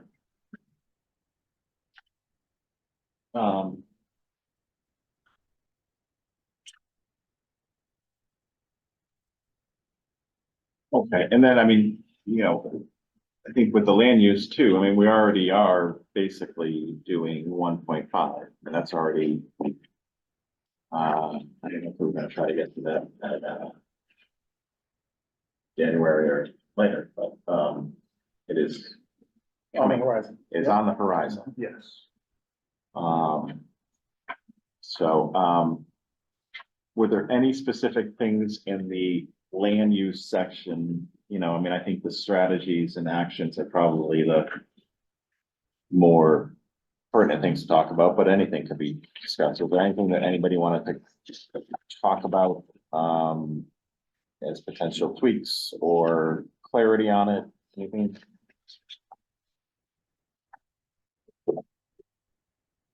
The only thing I had was, and of course, now that I'm reading it again, 1.2. The creation of additional committees. There's additional committees that don't currently exist sprinkled throughout the whole plan. It's not really just necessarily this strategy, but I think it's all of the strategies. I don't know if it necessarily belongs in just land use. I don't remember actually if that's described elsewhere, but It almost could be an action on every single. almost, yeah. Chapter, right? I mean, Exactly, because for anyone that has those. Yeah. I don't think it's good. And not only probably, not in creation, but also the key part of that'll be making sure you define the roles, responsibilities and the scope of that particular committee, make sure that. Clear definition of exactly what their price is. Right. Look at these actions, Mike, and that's a huge undertaking. The what? You know, just look at the actions that they recommend. It's just a huge undertaking, you know, going through all the bylaws again, and it's just reviewing them all. Put them in place where you have to be and. Yeah, I mean, I do. You know, I mean, it probably has to be done, I agree with that, but yeah, it has to be done. I think it has to be done by the planning board. And I also think it's probably a useful thing to build in at some point and figure out a strategy for how to do it, right? I mean, it's like sort of painting the Golden Gate Bridge. You gotta just kind of run through it and then kind of start back again and run through it, right? I mean, it should be done over a period of time where you're Right. kind of just keeping an eye on these things, just looking to see if anything has changed that you need to tweak it. or just Not like just- Ken said, you keep adding to it, keep adding, we never subtract at the other end. The cross, you know, It strikes me that if you're reading through these on some sort of set. Not schedule, but you know, over the course of a couple years, you're sort of saying, okay, we're gonna go through these, that if you're kind of doing that on a regular basis, you'll have a better sense of the whole. Yeah. And make sure everything is somewhat cohesive. But I mean, you know, again, it's all time dependent, but it is a good thing, I think, to do, is to kind of run through them. And just make sure, you know, issue spot and say, fine tune. yeah. Cause I mean, we're usually responding to issues, right? We're usually getting to a bylaw and saying, man, this doesn't make any sense. What are we doing? Please fill up fire. It is. I mean, so if we can do that proactively, that would be ideal. And I mean, frankly, it's 100% necessary before we as a board or ask any other boards or commissions or implementation committee to start doing work towards suggested actions that we would have to take, or other people have to take. I want Ken to look through and tell us, like, you guys are never gonna be able to implement half your strategies here because you've got this written in your bylaw. Did you realize that was there? And half of us probably wouldn't have realized it was there. So, I think I don't think we can ask Ken to review the entire thing and say, update every single definition here, but to at least identify our major problem areas, especially those areas that will limit our ability to move forward other strategic actions that have been suggested that we take. Yeah, no, I think I mean, I see it as, I mean, I'd like to kind of motion to have him do it start now, like, honestly, I mean, to be frank, if I understand it's the middle of December and I, as a young mom, is probably just as busy as anybody else, but I want to echo Marissa's, comment about keeping the gears turning. I don't think should take us 2 months to review, the land use section, have a general understanding of it, say, hey, I totally don't agree with this one particular part. Let's talk about it, approve it at our next meeting. And Ken can say to us, hey, you know, that's great, guys. In fact, you've got a big problem here in chapter 185. You might want to look at that at your next meeting. I don't think that that's an unreasonable ask. I understand we have to follow rules about adopting this, but that particular action, especially if we already have funding in the back half to ask it to get started, because I don't want to wait until April to have this entire thing approved and then be looking at it. I think we can move faster. No, and that's fine. And I mean, let me say two things about that. One is, if that's within the scope, I don't know if we need to vote on it or what we need to do on it, but I'm happy to have Ken start in on that. I mean, I look at his role, I'm more, I think the review of the readability and the forms and all the stuff that go with it. I think that's you know, to me, that's the number one role to use Ken on, because it's tough for us being in it to look at that and have a objective way to look at that stuff. I do think it's also useful to have him look at the content, because he looks at bylaws all the time and can sort of offer his opinion on that. But we also need to do that part as well, right? That has to be a joint exercise with us and him. So, but I have zero problem with getting that one going now, and using those funds in that manner. So, you know, back with John, and you guys figure out whether that's within the scope, and There'll probably be conversations with the state, because it is state funds. Yep. So just, you know, conversation we can have. Grant.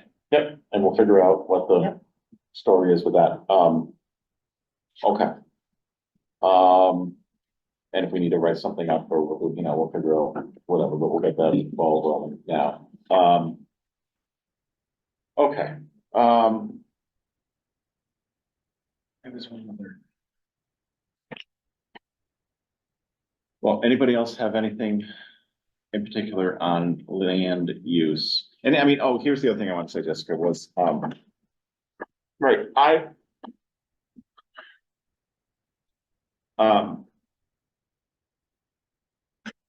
at least in my vision, when I look at this, right, this is a recommended master plan. When it gets adopted, it currently has some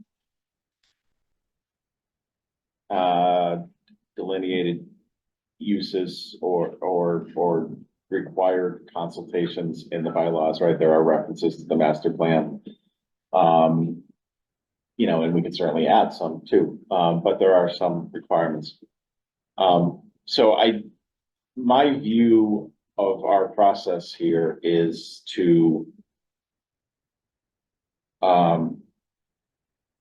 if there are things in here that people are concerned to just fundamentally have in a master plan that's going to be adopted, let's talk about that.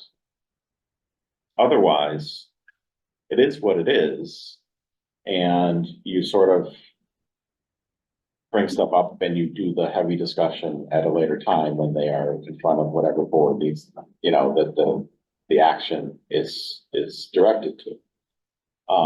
You know, I don't necessarily want to get too deep into the weeds on what it says and whether you agree or disagree with it now, because that's, to me, that's not necessarily what we're here for, unless it's something substantial that we're saying, you know, to have this in a master plan really, I think is problematic, because if I have to look at the master plan for this bylaw, I don't agree with that. That would be a problem. So, I mean, I'm not sure. I think it's a bit of a gray area, but I'm not, you know, I don't know how deep into the weeds you go on those, at least from my point of view. So, and that, you know, I can also tell you that when I read through them, there's nothing that jumped out to me that met those criteria, at least in my mind, and the way that I set it up. I'd be shocked if Dave had any, just as he was on the committee.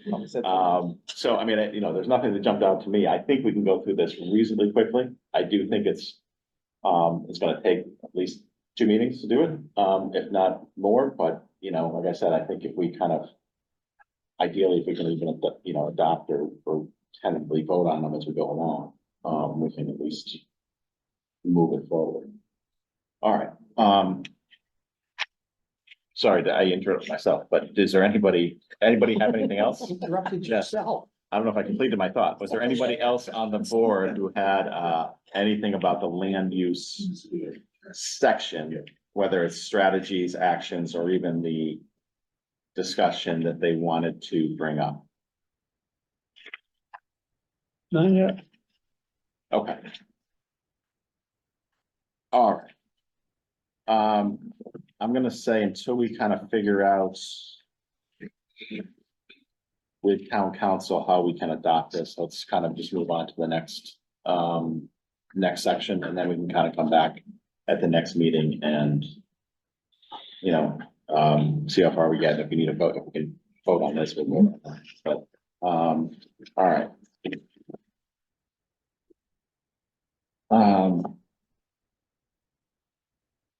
Next section is housing, is that right?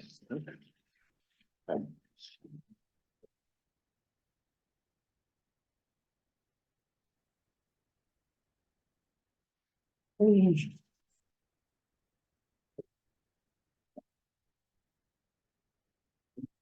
Yeah.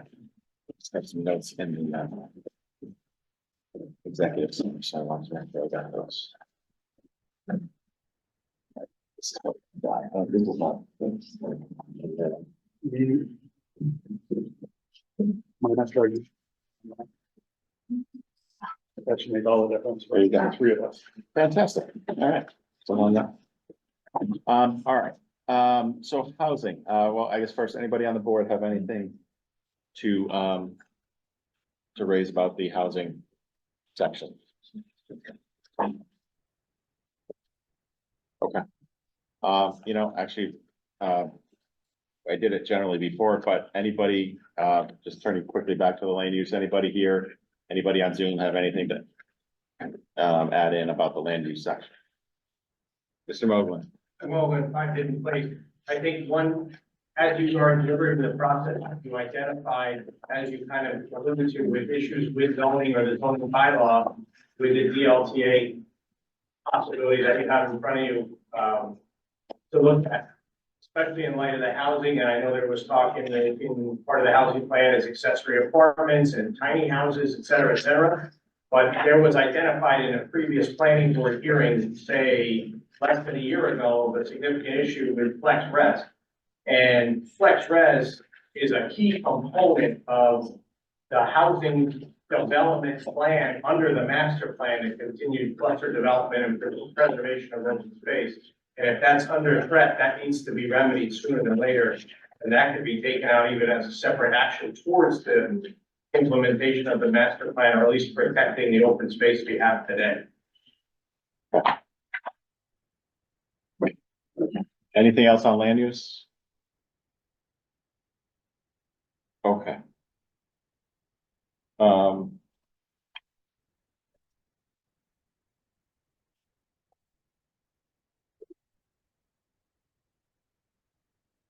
right. So housing, anyone on the board has anything about housing?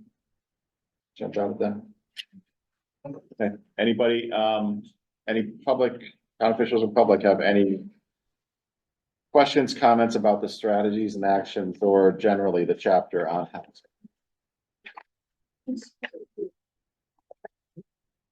Okay. Anybody on Zoom? No. Okay. I just can't outfit your thing up because immediate. There weren't that many immediate terms, right? Throughout this, I don't think, but I don't think there was any.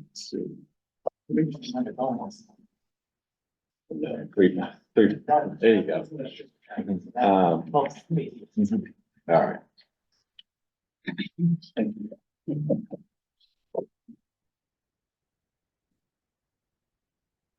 Okay, yeah, I mean, I guess if you look at short-term ones, and this doesn't necessarily mean that they have the priority, but,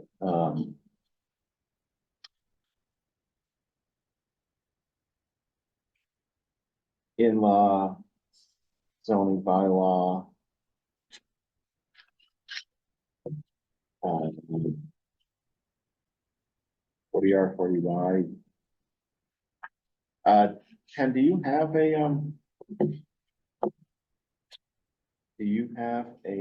in-law zoning bylaw sort of template? Yeah. All right.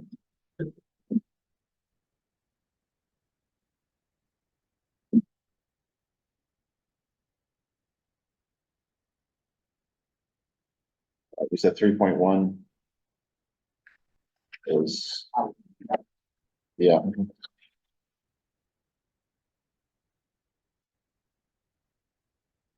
Oh. All right, yeah, all right, so I think we're okay with the housing. Okay.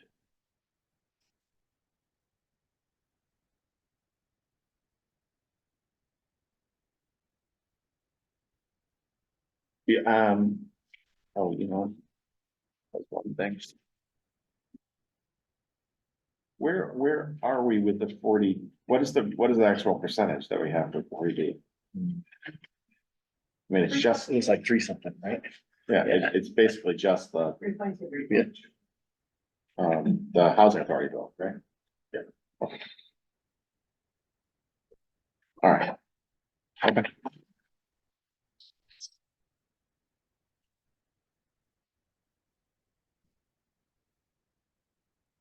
You know how many units that is?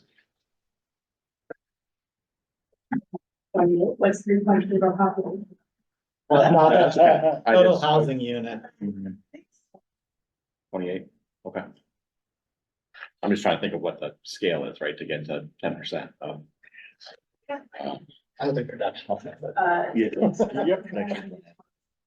Get to that recommended 23. 23 additional units? You got the 10%? That seems like very small. That doesn't, That doesn't matter. that math doesn't work out. It might be 28 properties, but multiple units in the properties like that. I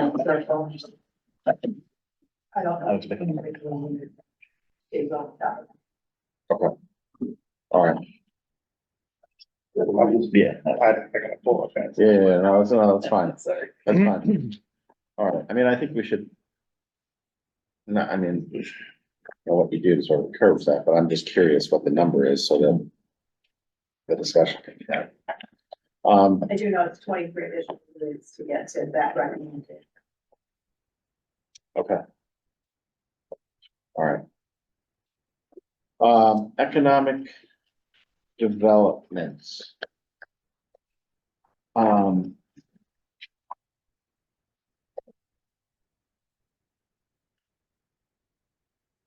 You know, open up to the board, anything, I had questions about strategy 2.6. Develop and implement a tax incentive program for existing business. The lead party on that is the planning board. But I have.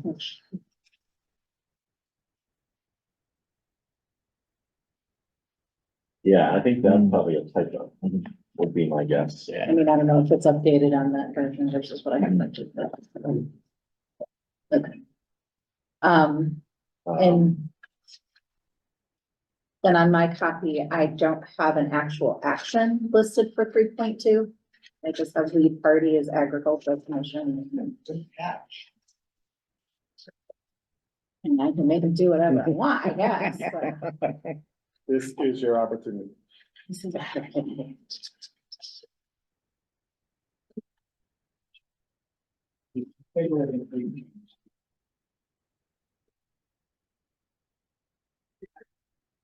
That's school marketing, sorry.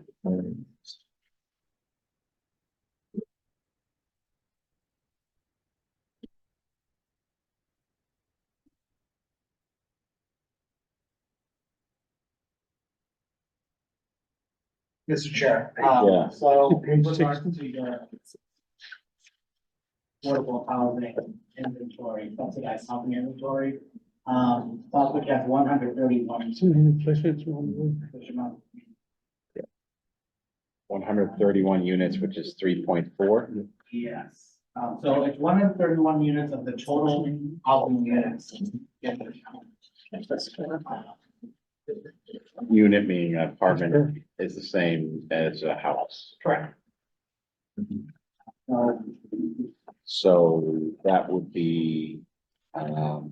I was gonna say 2.25. Yeah, something like that, over 200. So it is 4,119.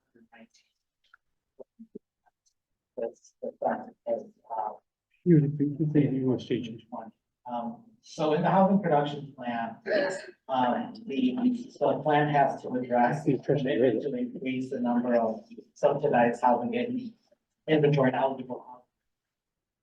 So with that said, the number is, and in order to comply with the 40B, it is to meet, to attempt to meet your 10% over time. The requirement is 0.5% every year, which suggests that it is 21 units basically every year. That would be subsidized to meet your 10%, assuming you're doing that every year. Typically doesn't happen, but that is that number, and that is stated on the housing production.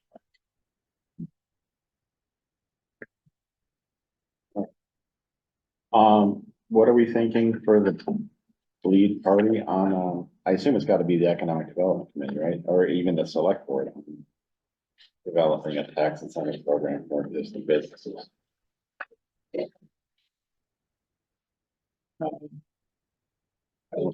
those two. Yeah, tax incentive stuff, I know it's. It's gonna come, yeah. Yeah. I mean, approve it. Generated. Oh, by yeah, never, your- not going to sue me. Um.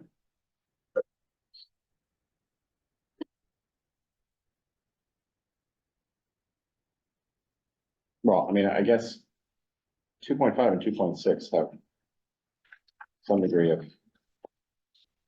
overlap, right? So I'm assuming it's pretty much the same. Yeah. You know, I'm not sure where, I guess you could throw us on. I don't know. I don't know what role at all we would have.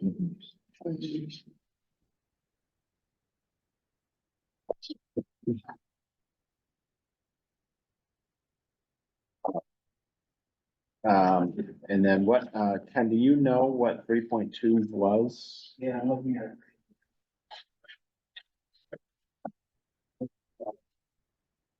This one is organize regular free workshops on innovative and regenerative agricultural practices, as well as emerging market opportunities like cannabis growing, renewable energy generation on agricultural land, et cetera, that could benefit local farm businesses, get access to local and regional organizations and universities, and actively invite farmers and community members. Invite other farmers who have had success with innovative year-round greenhouses to share best practices with local farmers. Oh, and the next iteration that was established as 3.2. Okay. Under strategy 3, which is the one about galvanizing support for local agriculture. That particular action follow for that. Okay. Yeah, I should have put start a farm day on there. We could just check that one right off.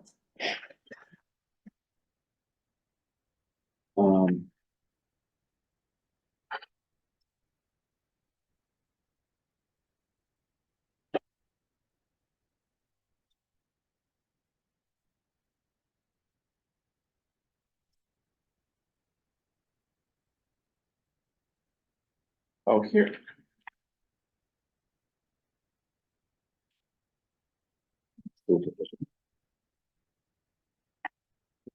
this has been,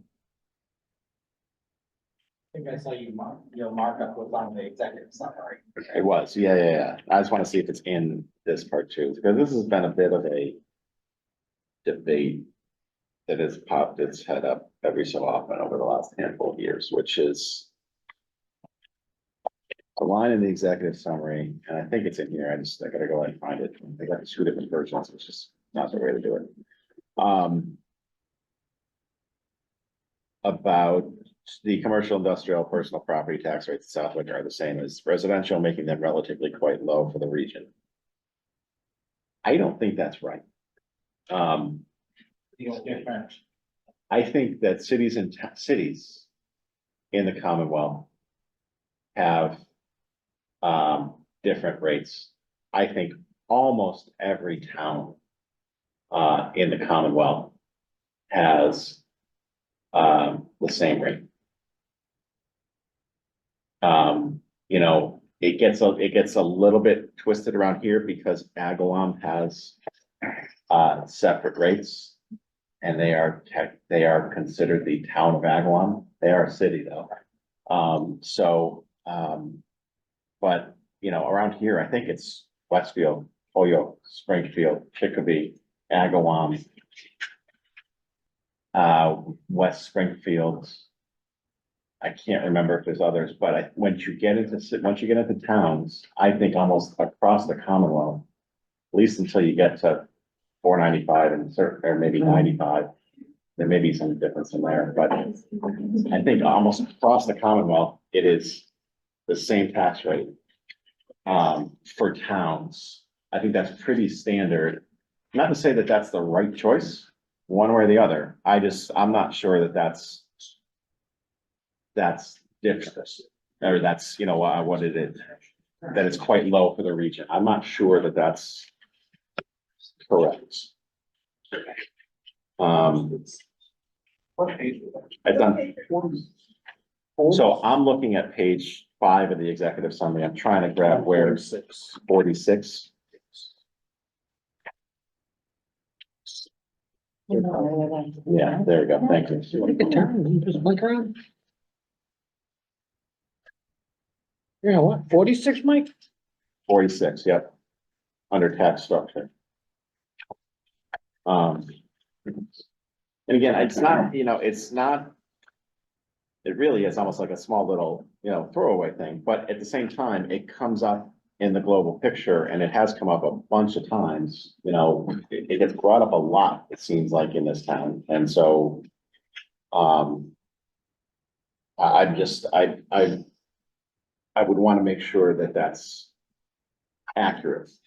Because I don't necessarily want a master plan up there that has that in there. If it's not true. And then it becomes sort of in a document. So, because I just. So the statement saying commercial, industrial, personal property tax rates are the same as residential. Is incorrect.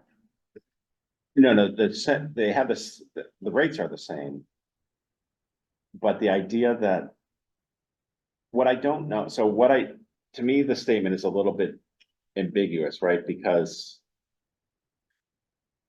What I hear a lot, what has come up in other hearings and just generally is that, well, why do we have the same tax rate? We have a very low commercial tax rate. Why is that the case?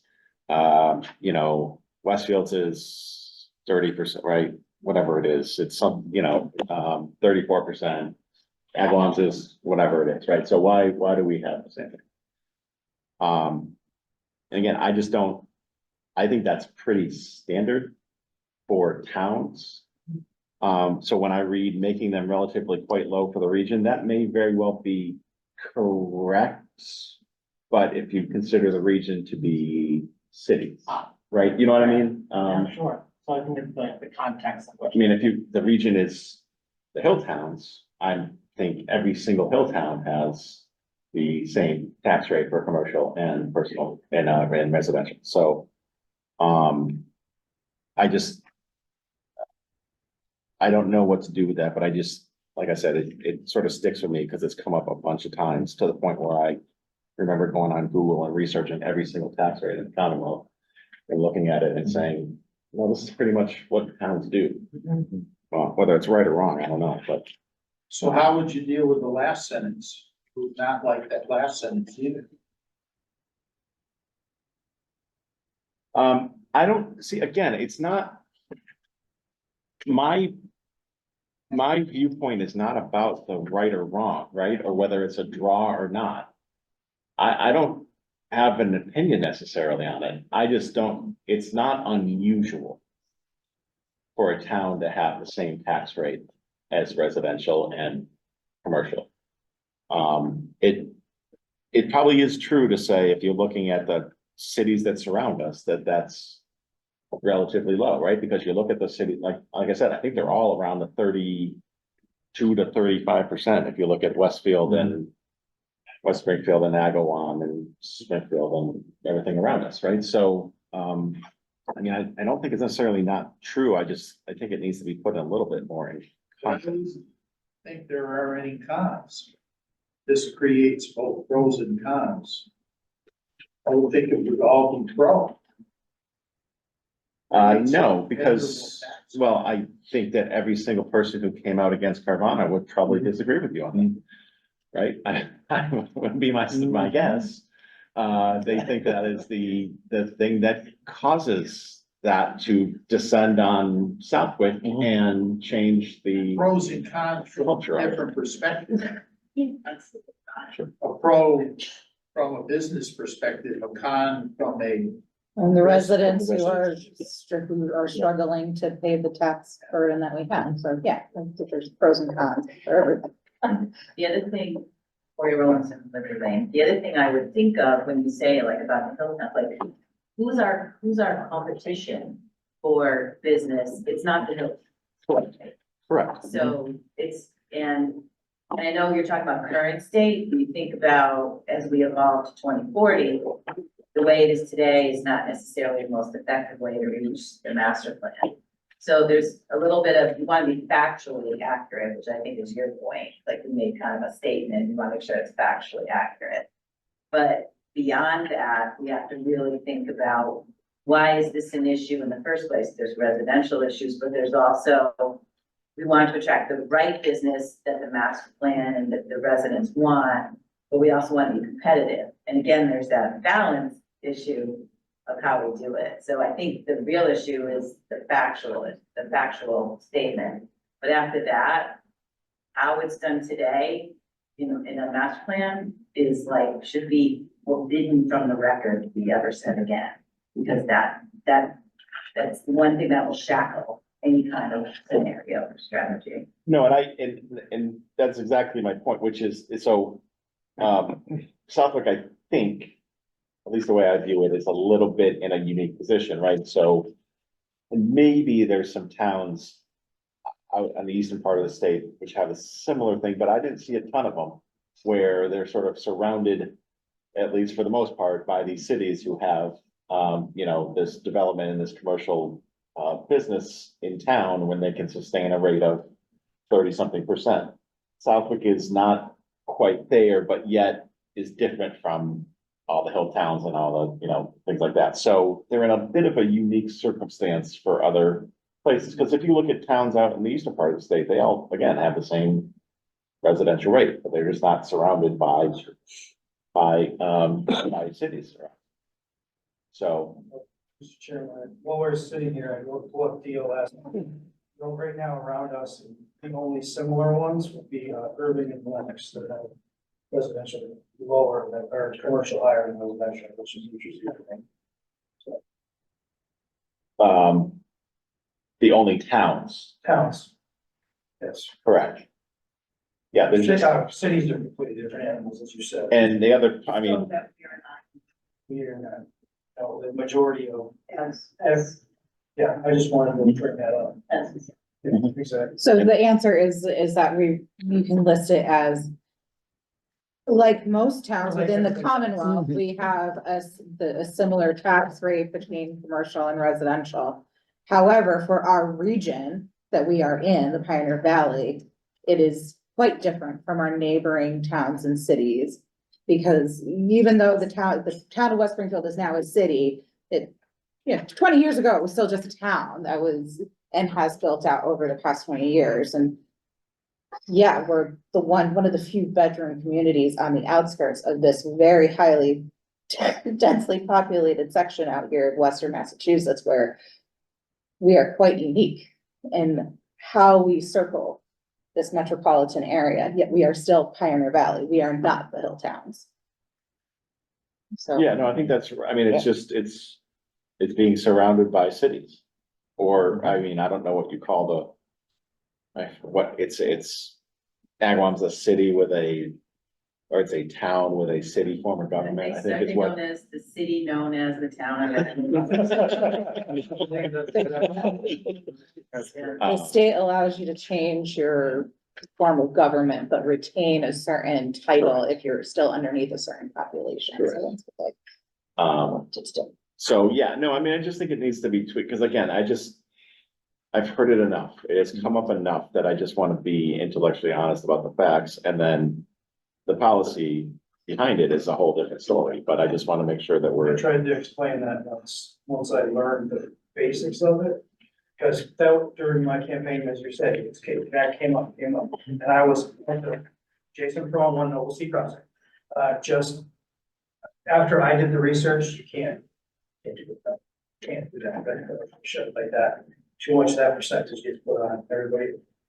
The way this is structured, we're in the billions of dollars in, significant residential, whereas the commercial is, like 18% or something, like 20%. And then you turn around and put that tax shift on it, no matter how incremental it is, they're unfairly, that percentage is not, it's skewed. Yeah. People are like, oh, it's only a little, no, you look at it, because I was all for it, yeah, it makes no sense in what you said about Southwood was exploited because of our tax rate, that's exactly what happened. Back then, and, they tried to take advantage of it, but it didn't work out, but, and actually, I think that tax rate's a good thing for trying to draw businesses in, but that we can't do a commercial tax code in this town. We don't have enough commercial. I just looked at, sort of. That's what I wanted to bring up. Alright. Anything else on, economic development?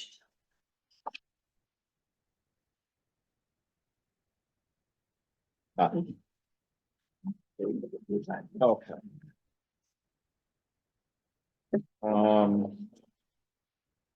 Yeah, I have like little.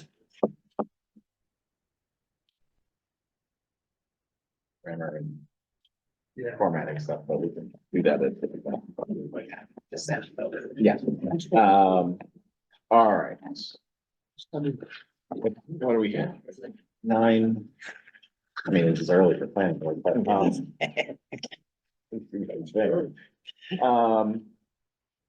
all right, what's the, sort of appetite for tonight to go through this?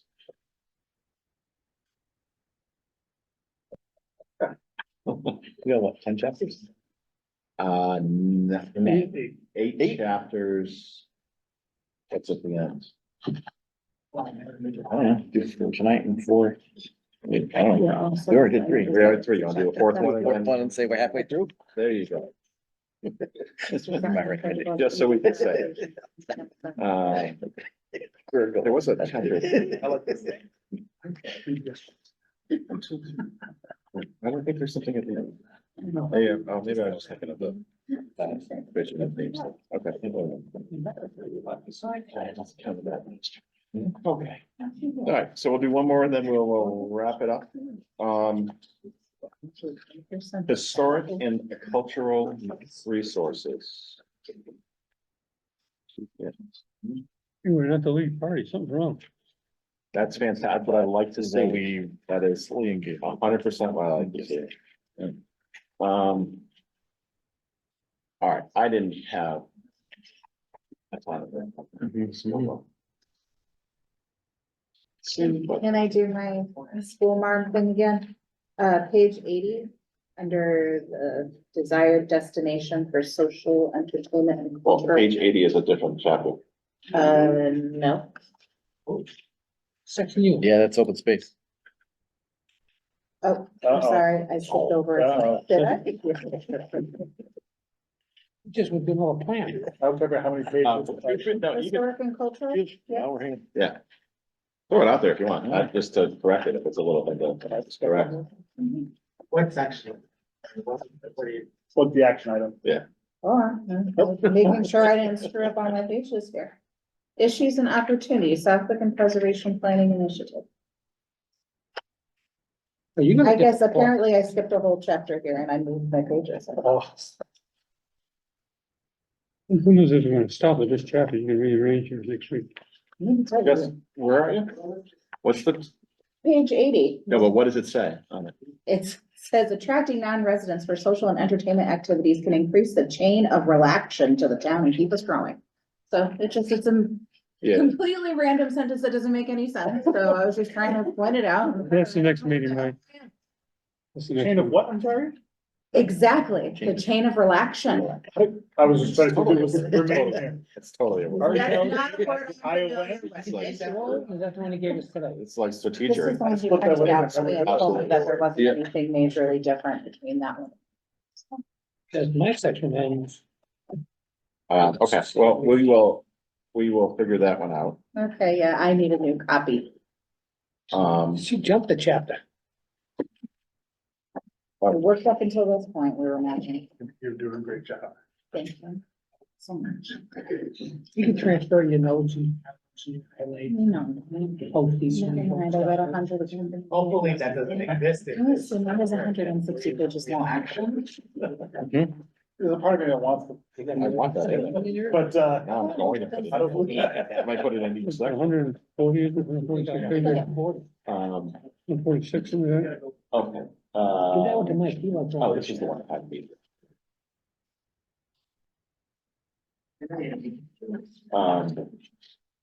Where was that one? We have 137 in my last page. Oh, here it is. But there are tiny references. Complete a cultural asset mapping, define Southwest community and cultural center.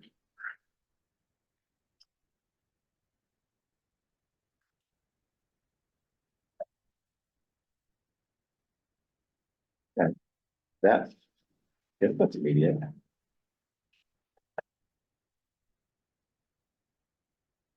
Is that the thing that caused the last master plan not to be adopted? If they want to move This is the center. Well, that's moving. This is just, Everybody grab an end.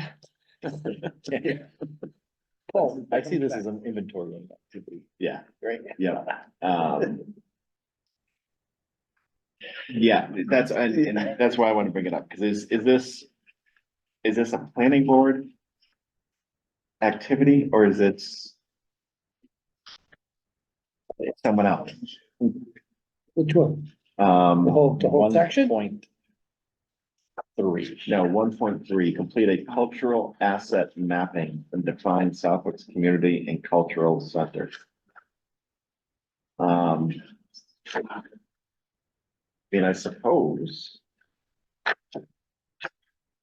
I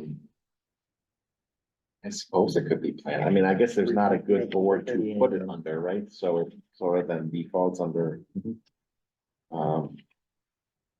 Planning. Yeah, I don't know why we get the say in where the. Yeah, give this a change by interpretation or define. Are we just saying that's where it seems to be, or are we saying it's gonna be here? Yeah, Different, I right? mean, yes. Yeah, well, we can kind of. Figure that one out. I just don't know. I suppose we can be the lead party, right, and just sort of coordinate it. But that's the one that jumped out to me when I was looking at the media wants to say, why is that planning? But, okay.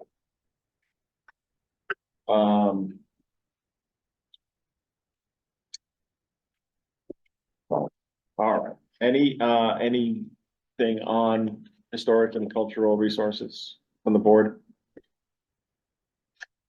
Any public questions, comments on the historical and cultural resources section? Page 71 is the location of the offending sentence. We all want to see this. Where is it? Yeah. Yeah, Under desired Oh, yeah. destination for social entertainment and cultural activities. Okay. Attracting non-residents for social and entertainment activities can increase the chain of relaxation to the town, keep us growing. Chane, what's it, CHANE? I'm just reading it verbatim how it's written, folks. Sounds like a word I made up. I'm guessing it should read Chain of reaction. no, attracting non-residents for social and entertainment activities can increase the chance of Relocation. location to the town and keep us Oh. growing. It's like a Chance of TV show relocation. game. Choice of relaxation. The password is. Choice of relaxation. We're just gonna Best meeting put this of all up time. like Wheel of Fortune. Yeah. And, Survey says, What? Sutton wrote it. The goal here is Sorry, to bring support state. people here. It gets, oh, you were looking at Jessica. chance to relocate. Sorry supports Jessica. All right. A chance of. Thank you. You've been vindicated. Thank you very much. I didn't know where the heck it was. I just knew it was wrong. You get the official red pencil. Did you Google? John, can you get an official red pencil? I think I can. I'll Okay. do my best. Did I ask for public comments? I did. No one had any. We have page numbers. don't match. Oh, I'm a little nuts, but you All right. know. Oh, the chance of relocation. okay. No, it's the chain of relaxation. Anything else to discuss tonight before we continue the hearing to the next meeting? Relax. Hearing nothing.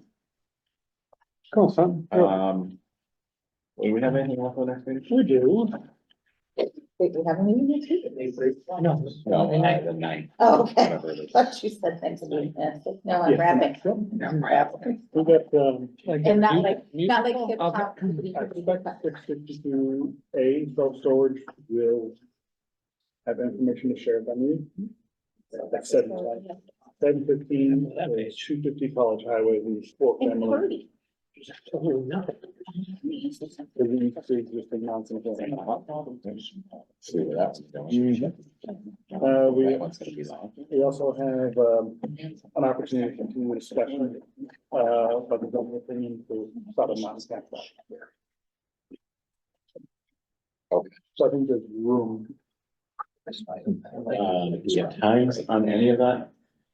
7:10, 7:15 for the hearings. Okay. I want to put it on at 7:30. And Sodom Mountain is on as discussion. Yes. All right, so whatever reason those two get done quickly, we can just turn this on them out a little bit and get to this. Okay. All right, do I, January is a pretty boring month, right? Usually, most of the year, we have 2 meetings a month. But in January, at the end of the month, we put a day just for this.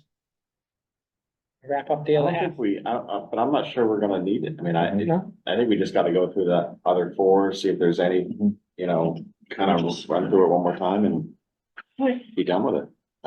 So you're not expecting us to walk away from the next meeting and say, okay, go back and reread chapter 1 and 2 and we'll vote on them at the next meeting. We're gonna look to start voting on them. I at the think next so. time? I will talk to town council in the meantime and get, an opinion on, you know, just in case we need to go section by section, but we may be able to get through it all and just vote on it at the next meeting. Okay. Do I hear a motion to continue the hearing to January 9th? January 9th, at 7:30. Dave Spina, so moved. Dick Singer second. We'll do a roll call vote. Michael Doherty, aye. Dave Spina, aye. Dick Singer, aye. David Sutton, aye. Jessica Thornton, I. Okay.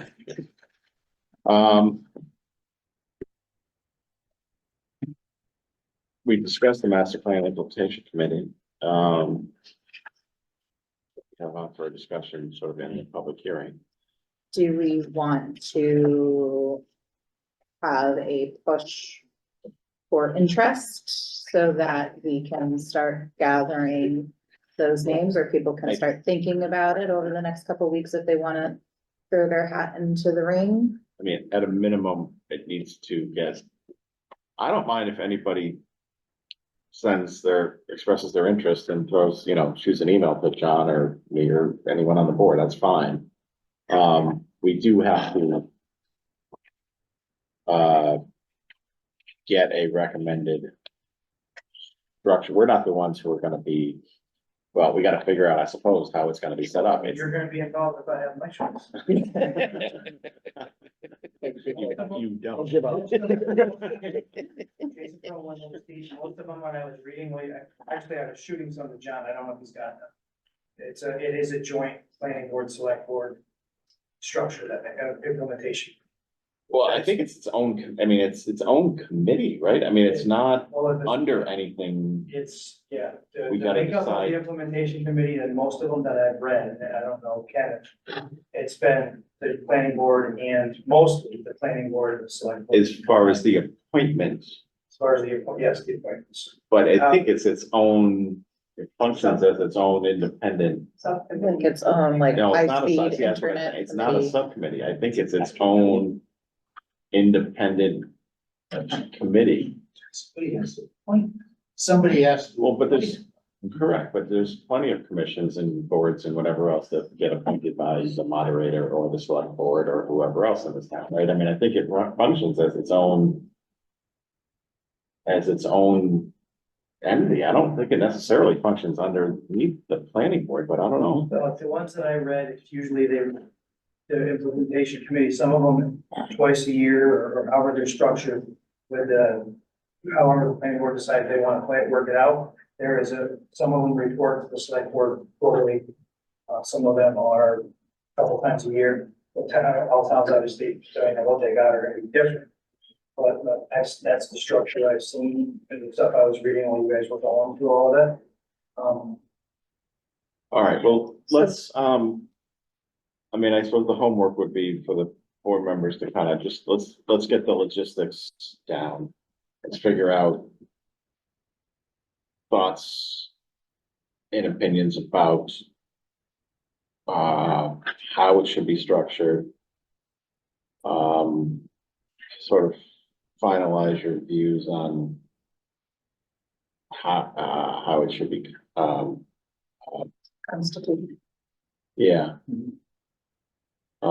That's the word I was looking for. Yeah, well done. Well, no, it wasn't, but that's the right word. I was looking for something completely different.